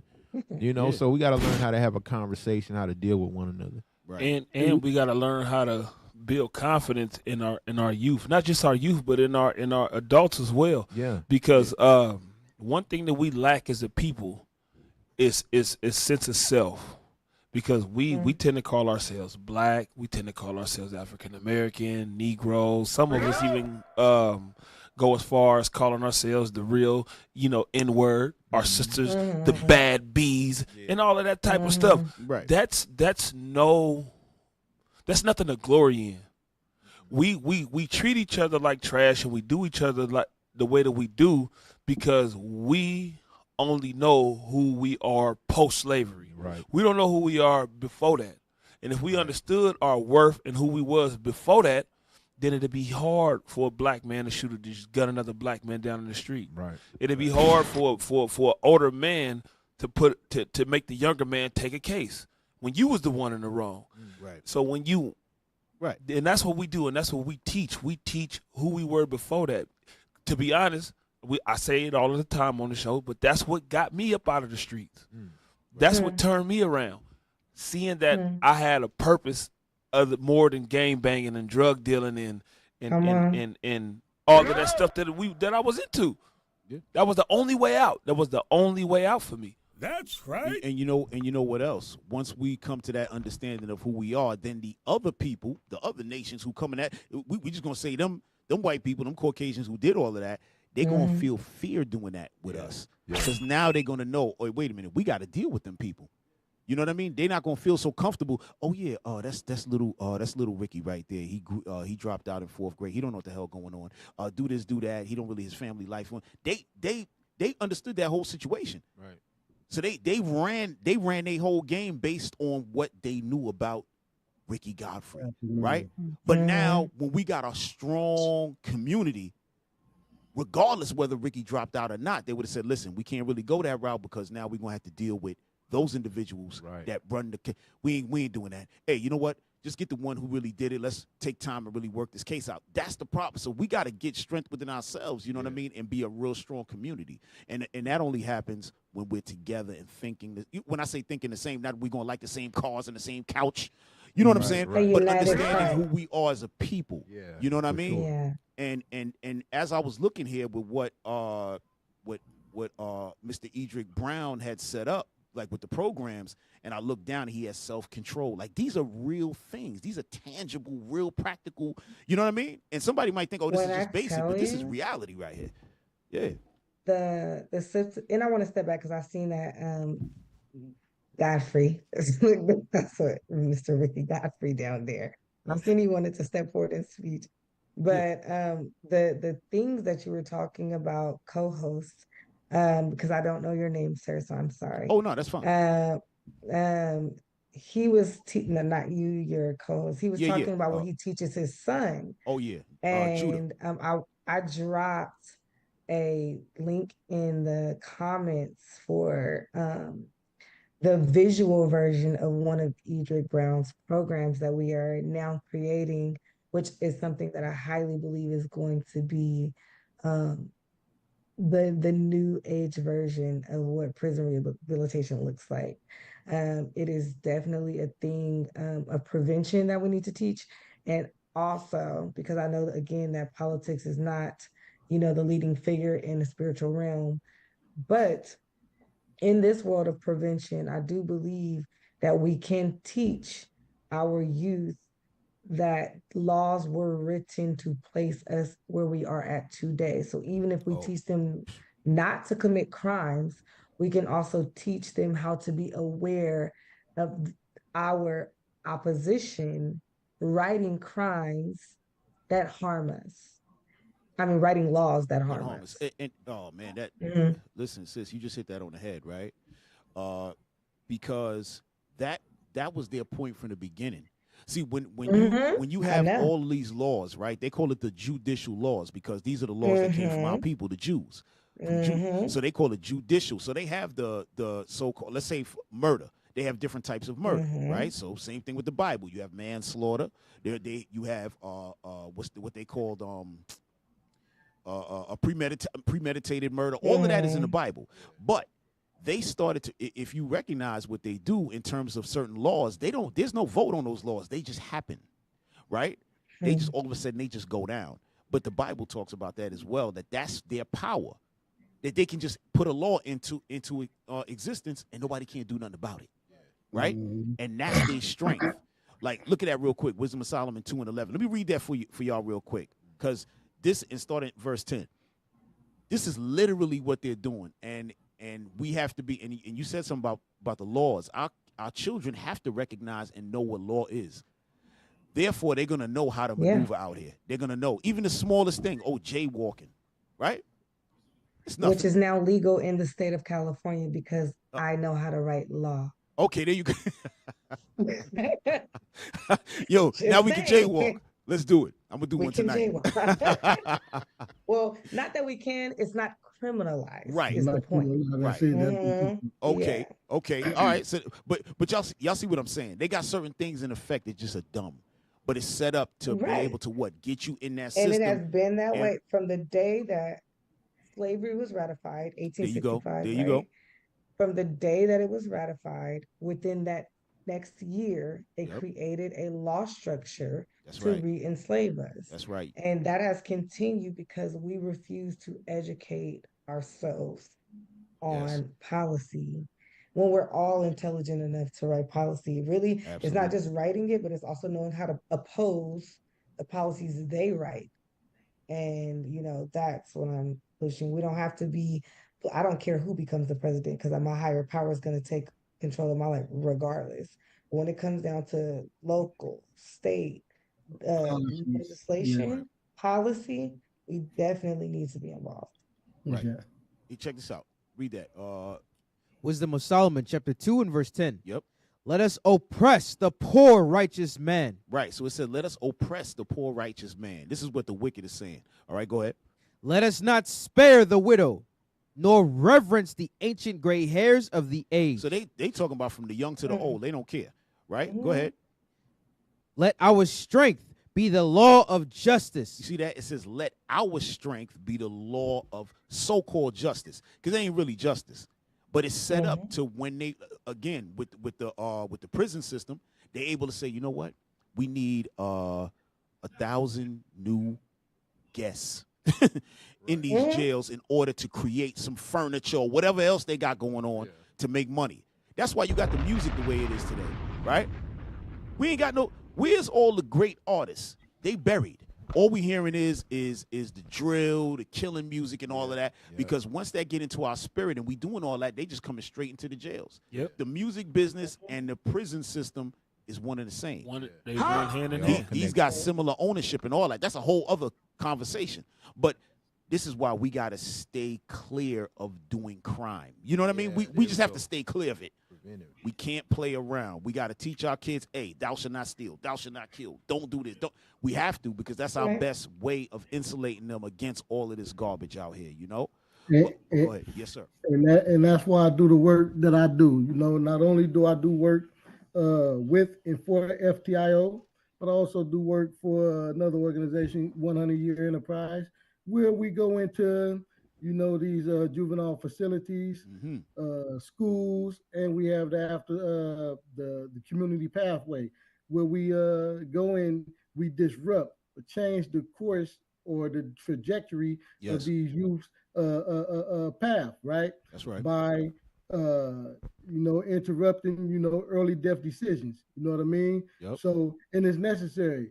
Even though I was innocent of the crime that I was put in prison for, still I committed crime. Right. I committed crime, and I did everything under the sun, right? When it came to committing crime, Right. for the dollar. You know what I mean? So I felt that I had an obligation, a commitment to change that and to contribute back to my people. You know what I mean? So that's why I go into these juvenile facilities and things like this, weekly, and to mentor and to big brother these youth. You know what I mean? Because it's necessary. Look what we have out here. You know That's what I right. mean? Most people scared of you. I'm not scared of them because I Right. was once them. You know what I mean? That's I see right. them in me. I see me in them. You know what I mean? And if we can just take the time and separate, isolate, those individuals, that seem to be doing the most, I think Right. we get much fruit from that. You know what I mean? And I enjoy it. You know what I mean? That's what I do, man, and I enjoy it. So, to educate and give them the real. You know what I mean? Don't sugarcoat it. Give them the real. No, absolutely. It service better purpose. You know what I mean? And we get better results. And what was the name of that organization again? You said you deal with 100 Year Enterprise. 100 Year Enterprise. Okay. So I just wanted to get that consists of brothers who have collectively served over 100 years. You know what I mean? In prison. Fahim, he put the organization together.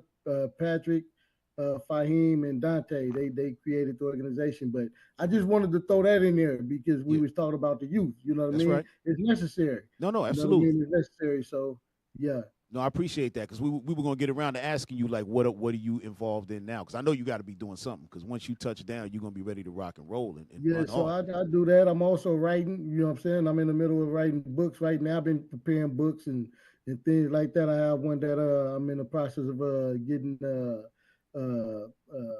published. You know, right now we're working on that. Okay. And I'm just doing the work, man. I'm just doing the work, giving back to the people, man. Excellent. Giving back with my spare time. I feed the displaced, you know, the unhoused, you know, go around feeding them. I get these donations from different people where I go clothe them. I got some clothes in my trunk right now, you know what I mean, in my truck and in my vehicle, you know, where I just, you know, on days that I'm not working, and I go pass that out. And you know, I like to see happiness on the people's face, man. So that's it. You know, if I can just do it just a little bit, man, that, you know, it's worth it. That's right. That's right. Go ahead. Bro, you have some, right? I'll come back to it. Yeah. Go ahead. I do. Oh, go ahead. I want to talk about Psalms 94 and 20. Okay. Because I'm reminded of some things, right? And I always like to get on the same page. We know who our enemy is. You know what I'm saying? We know. I want y'all to remember this, right? Our enemy, the people that run this state, that write these laws, they're not stupid. They know what they're doing is wrong. They hid that 13th Amendment on purpose. Mm-hmm. They hide these laws in our policies on purpose, hoping that we won't read these things, right? Now, what we notice happens is our people will vote on something. It gets something passed, but then they'll move the goalposts. They'll change the rule. So that's not a stupid people. That's a smart people that's destroying us collectively on purpose. Destroying Richmond on purpose, destroying Oakland on purpose, destroying Sacramento on purpose. And the cold thing is, we some of us is seeing it, but most of us is not, and we still fighting, we still arguing, we still killing. So the big problem is us, right? So imagine this. You got a dirty room, right? You don't need to vote for nobody to clean your room, right? Y'all feel me on that? We don't got to ask nobody like, what y'all gonna do about our dirty room? Right. You never gonna do that. If you want your room clean, guess what? You gonna clean your room. And if we all sleeping in this same room together, we got bunk beds, so on and so forth. We gotta clean this room. You know what I'm saying? We don't gotta wait for nobody to do nothing. So to get in front of it, it's all about unity. Stop the killing, stop the murdering, stop the all that. We got LA car, Bay car, we got all this stuff, but we the same people. Right. You see what I'm saying? We fighting and killing each other. So this is what I want to show y'all about that goalpost moving that they're doing. Read what you got. This is the book of Psalms, chapter 94 and verse 20. Shall the throne of iniquity have fellowship with thee? Y'all know who the throne of iniquity is, right? The people that run this place, the throne, that man of sin that create those laws. Shall they have fellowship with you? Shall we seek to be amongst them? Shall we seek to be conjoined with them? That was a rhetorical question about. He said, "Shall the throne of iniquity have fellowship with you?" No, they shouldn't. Read on. Which frameth mischief by law. What they do with that mischief? Which frameth mischief by law. So guess what? They'll put a 3-strike rule on you. Right. So now you can steal a candy bar and wash you. You know what I'm saying? They frame mischief by law. They hide that 13th Amendment in there. Mm-hmm. You know what I'm saying? In your Constitution, which had nothing to do with you. Read on. They gather themselves together against the soul of the righteous. God said, we the righteous. We the righteous. They gather themselves against you. Why? What did we do so wrong to white people? What did we do so wrong to them? You know what I'm saying? But when you read your history, hey, we got the blessing of God. You know what I'm saying? We the one that he chose. You know what I'm saying? Now it makes sense. But they still angry about that. Read on. And condemn the innocent blood. And that's something you experience personally. They condemn the innocent blood. They're looking to do that, not on accident. They're doing that on purpose. This is not a stupid people. It's like we try to talk to them like the cat asks the dog, like, please, dog, don't bite me. You know what I'm saying? The dog gonna bite. That's his nature. His nature to bite the cat. Right. You know what I'm saying? and at the end of the day, when they ruling things, they're gonna set the stage to destroy the cat, or vice versa. You know what I'm saying? The stage is set for us to be destroyed here. Now, we don't have to play their game. What we can do is unify. We can unify. Give me Zephaniah 2:1. So this the better thing. Let's clean our room. Before you get that, Judah. Yeah. Because you what you're saying is very, very, very heavy. In order to fight, you got to know the playing field and the battlefield that you're playing on. Yeah.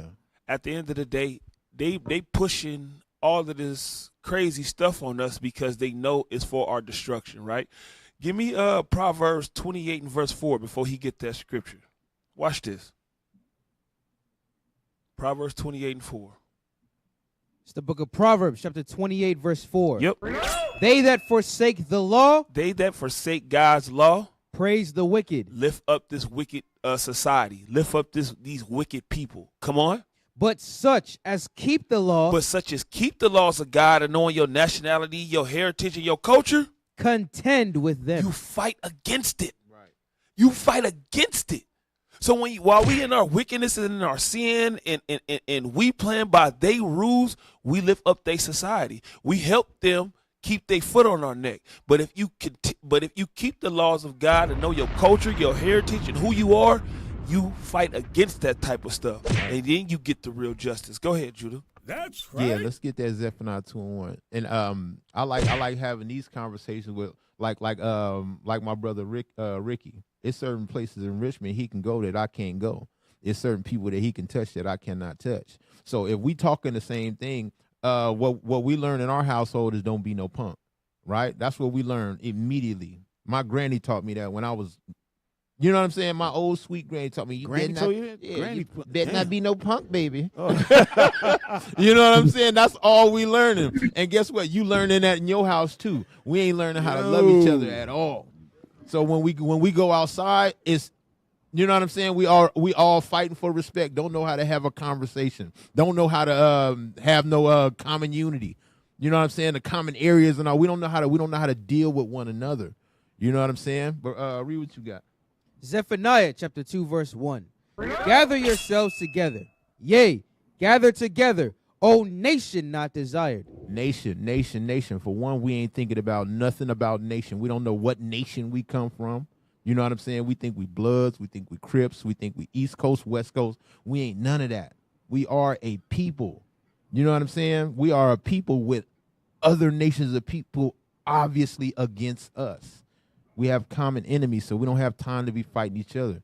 God said, gather together, O nation not desired. Nobody like you. The Chinese man don't like you. The Arab man don't like you. You know what I'm saying? They like your lips and your hips and all that. You know what I'm saying? But they don't like your culture. You know what I'm saying? They want your man for what he can what he can provide, but they don't want his culture. You know what I'm saying? They wouldn't trade themselves for you at all.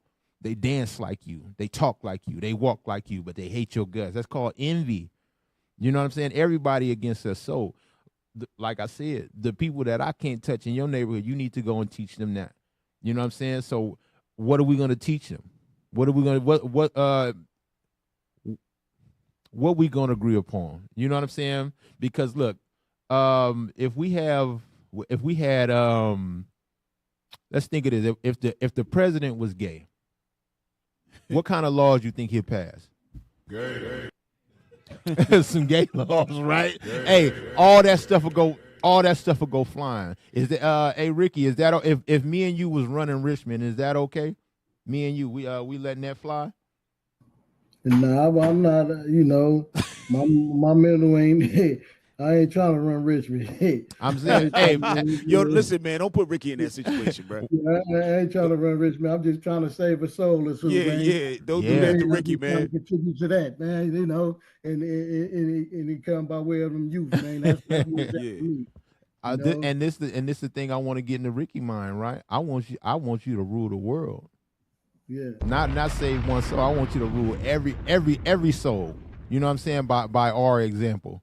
That's the whole goal, is seeking a country. How do we run a country? Because right now, when voting and stuff, good, like the sister said, it's good as far as like she said, not local stuff. little policies and stuff, right? That's how we get by in somebody else's country. But what about our country? What are we going to do in our country? You know what I'm saying? What's the laws that we're going to enforce in our country? You know what I'm May I saying? ask? Yeah. May I ask, how do you plan on getting to the knowledge and the tools of running a country if we are not educating how to run a local campaign or a state campaign? How do you get to the knowledge base of running a country? Right. We have to be educated at all levels. Right. And yes, that's true what you're saying. Where he was going with it, he's going into more of he's asking it, but it's more of a spiritual thing he's talking about. He's talking about in terms of getting the kingdom and so on and so forth, and us being a nation together as far as that's concerned. Because when you read the scriptures, when that time comes, it's going to be strictly law and order. Yes. You know what I mean? So like you said, running municipalities here is voting, so on and so forth. Like we was talking about with the reparations, like, you know what I'm saying? We had the brother on, Chris, and he going to come back. But we were getting on. We were like, hey, Chris, listen, we don't think it's going to really work out. We recognize the hard work that brothers and sisters are putting in. So we got much love for our people when they do that. But we know how these people get down. Like, we've never had great success with these people. And y'all know who I'm talking about. I'm talking about the white man. They always break in covenant. They always break in the tree. It never works out. And according to the scriptures, it ain't, that ain't gonna happen. But I'll say this, just getting back to y'all. So what are y'all, so from here now, Ricky's out, he's doing his thing. Miss Porsche, and how are you looking to expand your program now to tackle whatever's coming next? Because let's say that they don't repeal the 13th Amendment, so on and so forth. How are you, and I know you talked about adding on some attorneys and stuff like that, but how are you looking to bolster your program moving forward? I think that everything that FTIO has done thus far has been very y'all led.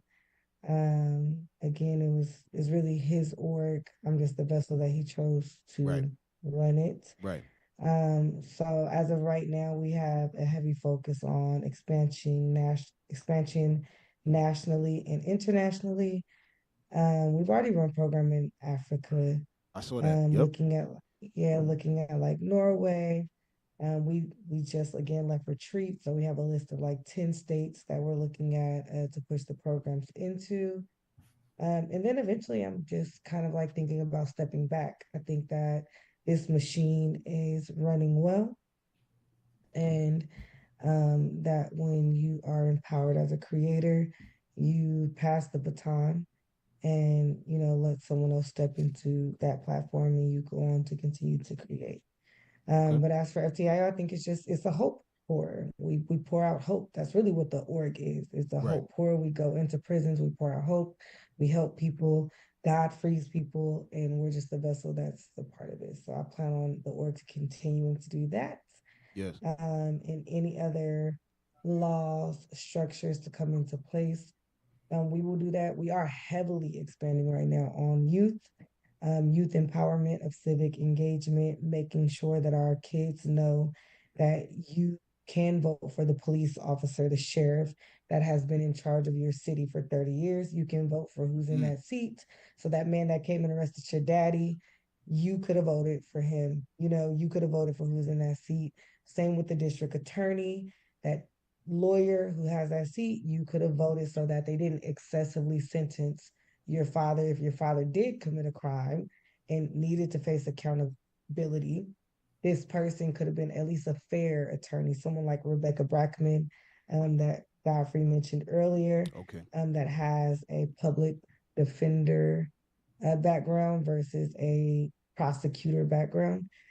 Things like that, just really making sure that people understand that although this structure is Caucasian built to defeat us, that we can unify and take that over. And that is hence the name of my organization, From the Inside Out. God had placed me in a position that I have the ability to take down and control over structures from the inside out. And that can be looked at in several different forms. Okay. All right. So it was excellent. Thank you, Miss Porsche Taylor. Thank you, Ricky. I don't know, Ricky, you got anything you want to say on the way out? Yeah, I just take, I share the same sentiment as Miss Taylor, but I take a different stance on when it comes to the system and how it's built and how it's created to keep us suppressed, right? That's right. At the same time, I do understand that unity moves mountains, right? Unity moves mountains. Just imagine if I'd allowed, there were many people. I mean many that felt that I would never walk up out of, that prison system, right? Right. And I would never, because I had a life without the possibility of parole, so I was scheduled to die there. You know what I mean? So just imagine if I'd allowed, all of those voices to tell me, man, them people ain't gonna let you go. They're not gonna let you go because this is how it's set up. Just imagine if I'd allowed that to sink here, Oh no, to you'd have been sink here in finished. my cognitive. You know what I Yeah. mean? Just imagine if I'd accepted that. What will I have been? You know what I mean? And we just have to be careful of what we tell ourselves, man, and how we embrace the things that people say. We have to evaluate that, man, and just take a different approach to it. I did, and I'm here, and this is just the beginning of things to come. You know what I mean? And I appreciate you guys having me. I appreciate you inviting us on your show, man, and respect. Yes, sir. Yes, sir. And we appreciate y'all, being gracious with your time, and we love seeing somebody fight to the end like that. You know what I'm saying? And that's 100%. You got to always fight to the end, regardless. Absolutely. So we there with you. You know what I'm saying? And we just want to say thank you again, Ms. Porsche Taylor. Keep up the excellent work. Listen, Shout out to my wife. hey, there go wifey. Hey, Yeah, we can't see, man. get in there. Yeah, hey, shout out. Shout out to you, sis. All right, excellent job. Yes, and that's showing some real support for a husband, and that in itself is a great thing. That's a whole show. That's a whole other show. You know what I mean? And so that's a great look. Ms. Porsche, anything we could do to help you, in regards to the your faith-based initiative, anything you need, holler at us. We there, like literally. You know what I'm saying? We're gonna be there. We do have Thank you. a prison ministry as well that we just kicking off throughout really the country. In California, we just kicking off. New York, we got it going already. Chicago, we got it going. So we really are starting to get in there for real. In regards to the Israelites, a lot of people in the prisons, they kind of know us, but we're not really in there. Like, let's say the Muslims, Christian, Catholics, so on and so forth. But now it's starting to gain some traction. So we starting to, show up there, So anything we could do to I'm help also y'all, open to support you all in your growth. Okay. I've been aware of the Israelite movement for many of years. Okay. And so, I'm definitely aware. And to the queens that invited us here, I just want to say that initiated this, okay? Because that's family. Yes. And sis, if you're watching, your brother called me, and we gonna work on it. We gonna work on getting him home too. Yeah. But that's background knowledge. Yeah. No, you can shout out. That's our girl. I'm definitely open to assisting y'all. We're in several prisons across the state of California, and then of course outside of that. And I've already sent invite through sis. And we'd be happy for y'all to come in with us and speak and share y'all message. Okay. All right. Thank you. And hey, one more shout out, man. One more shout out. Go ahead, I can't get off here without saying this, man. Janae, Israel, and Judah, my daughter. As well as all my other children, man, and my grandchildren. I have to say that because they've been a tremendous support.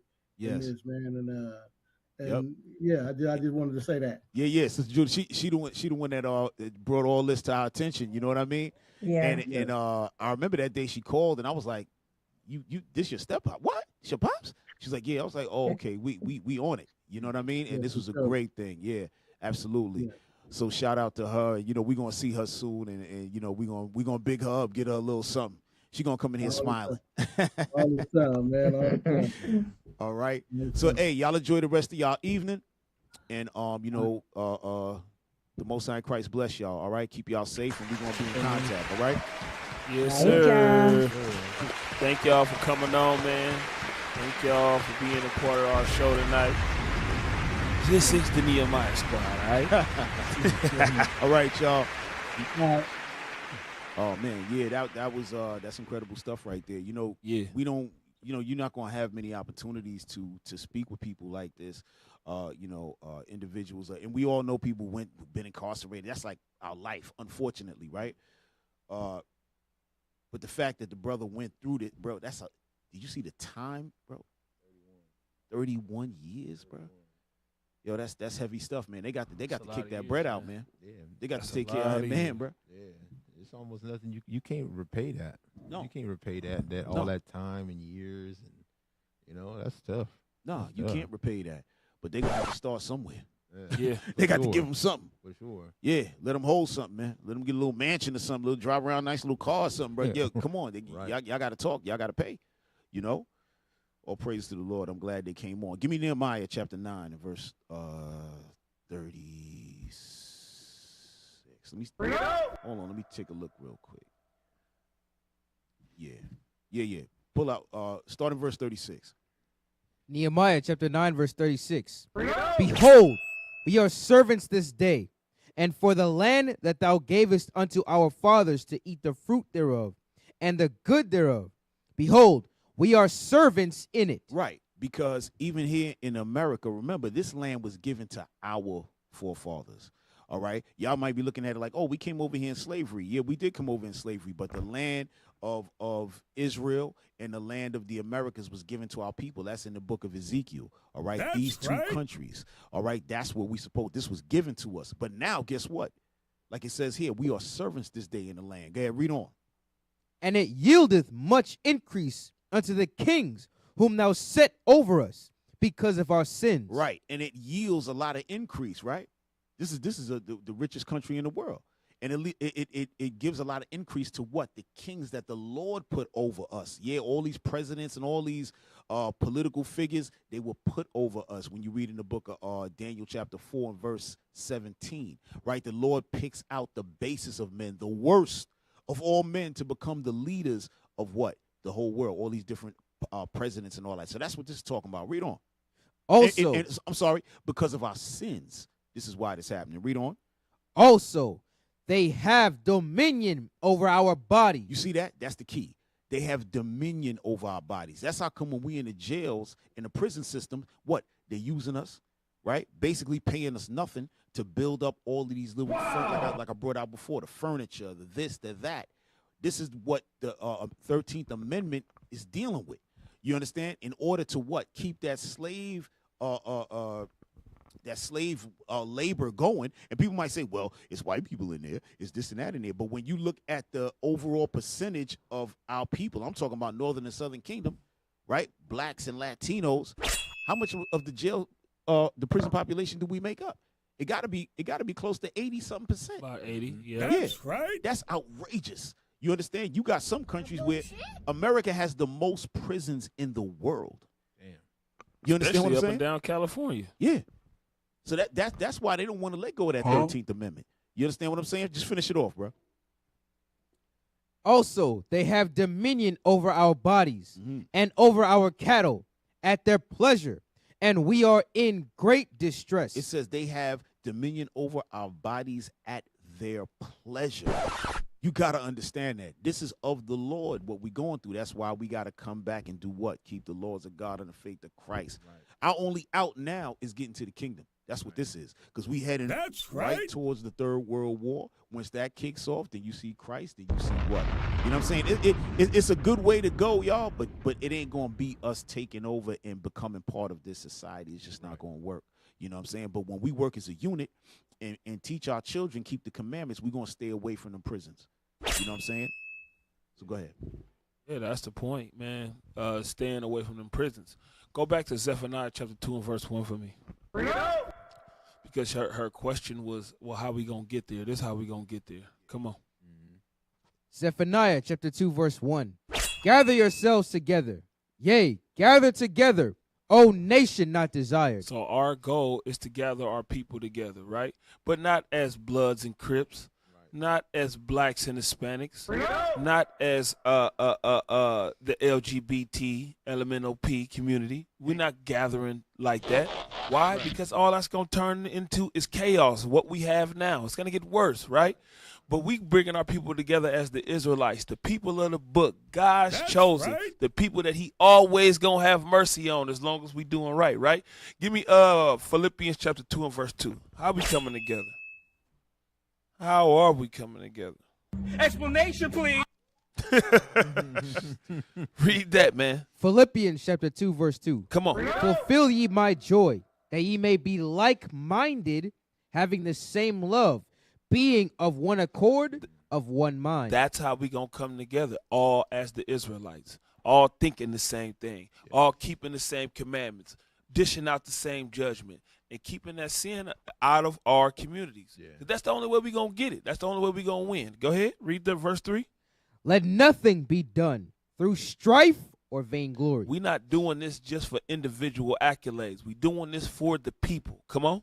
But in lowliness of mind. But humble, but always being humble in it. Come on.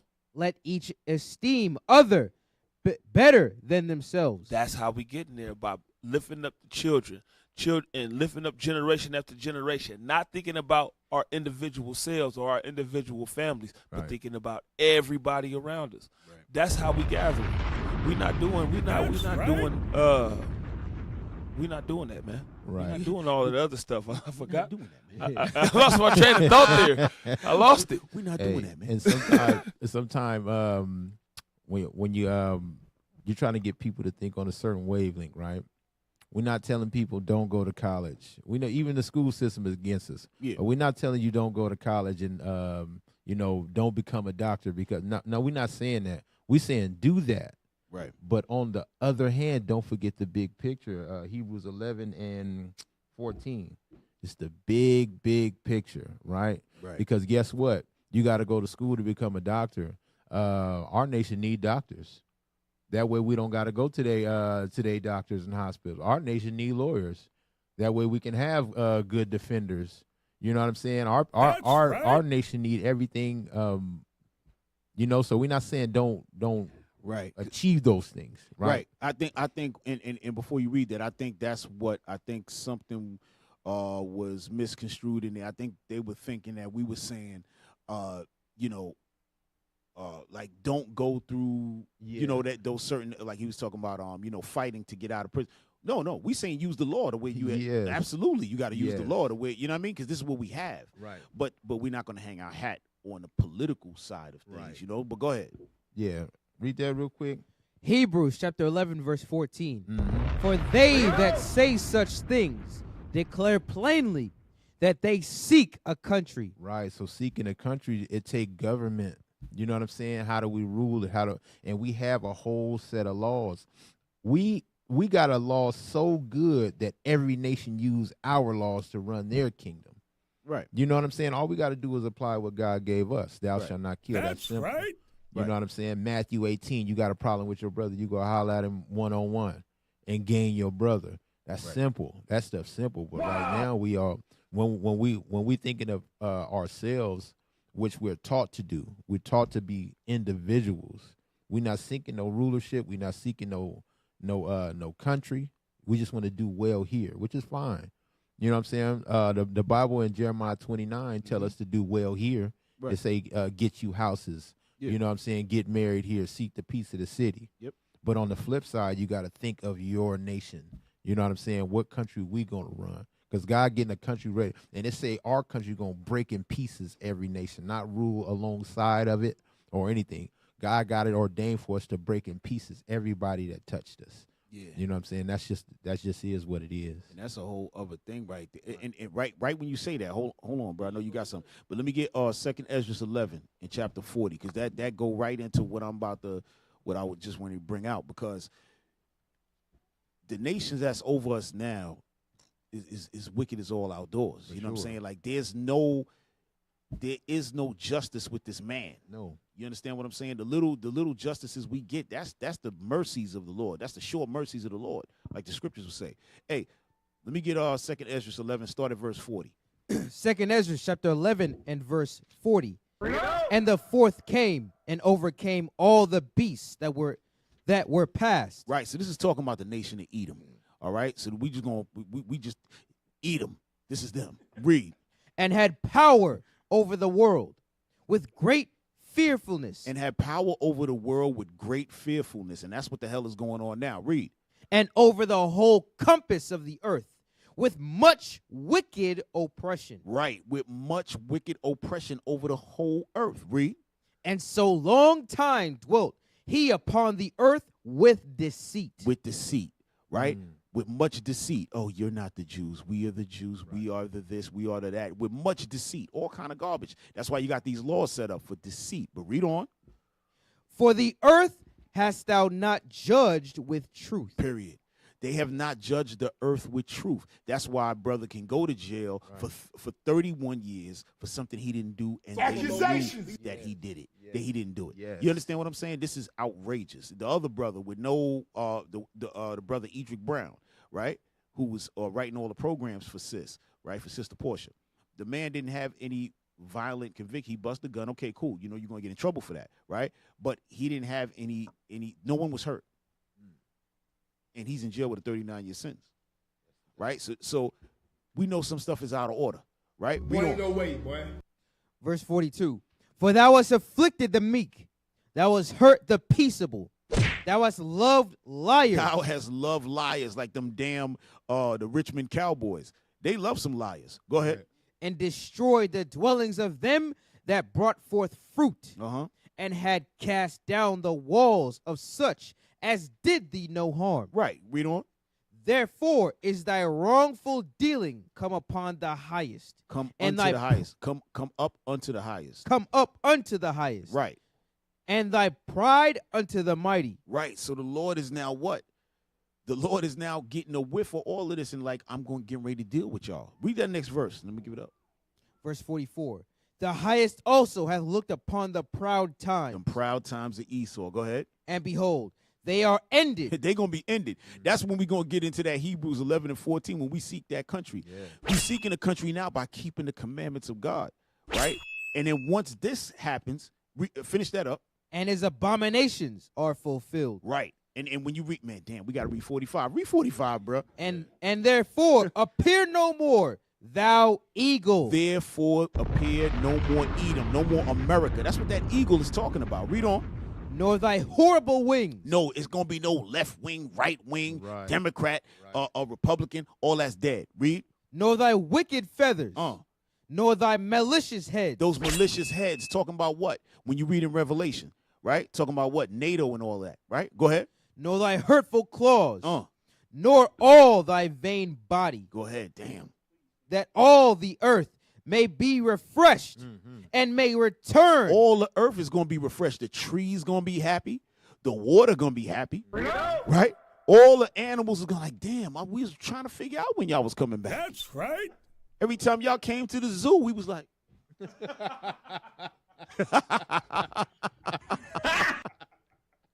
Yo, read on, bro. That all the earth may be refreshed and may return, being delivered from thy violence. Being delivered from your violence, Esau. Go ahead. And that she may hope for the judgment and mercy of him that made her. Right. She, Israel, will be looking for what?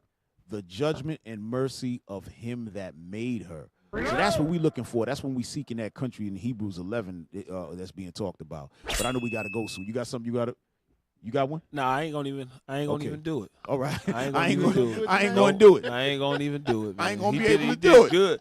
I was just gonna say something similar, but come on, man. Go ahead. Y'all got Yeah, anything man. else?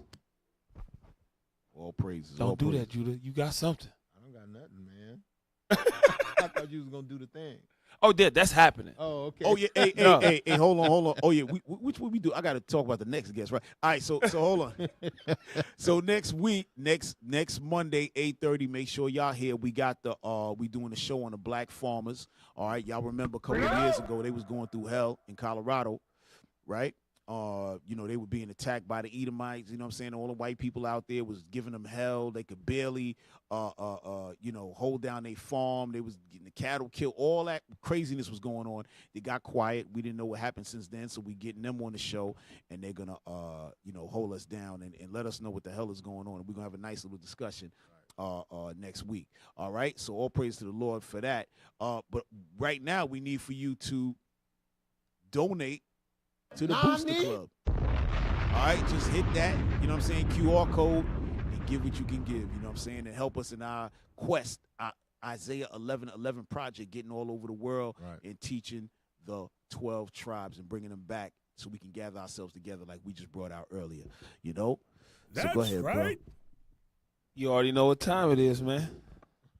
You already Nehemiah know. chapter 13, verse 21. Come on. I testified against them and said unto them, why lodge ye about the wall? If ye do so again, I will lay hands on you. Yo, you're now tuned into the Nehemiah Squad. We here fighting for our people. So if we do this thing again, we gonna lay hands on you. That's All right? Shalom, shalom. All right, Most High Christ bless you all. Christ Till bless next week. you. Yeah, Yes, sir. next week, Lord willing. All praise. Shalom. Saint Christ bless. Even the even, spend holy days away from the heathen. I need a break, I don't need a reason. I need a script, I don't need your grievance. Keep it to yourself, it's better for my health. Leave it on the shelf, ain't hearing nothing else. Tonight and tonight, knowing the price. Pay it off with my life, till it's out with your lights. Do it all for the Christ, and he ain't playing nice. Knew the end from the start. Fix your face like it's art. The sons of a simp, call them Bart. Yeah, you did your best, played your part. But now it's time to cut you to the heart. That's on occasion. It's the strangest of the salvation. You see it, believe it, amazing.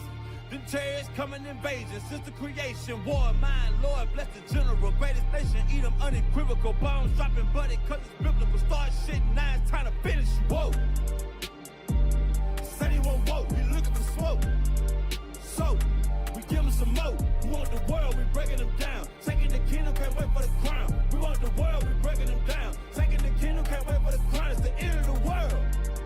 Ain't the beginning of ours. It's the end of the world.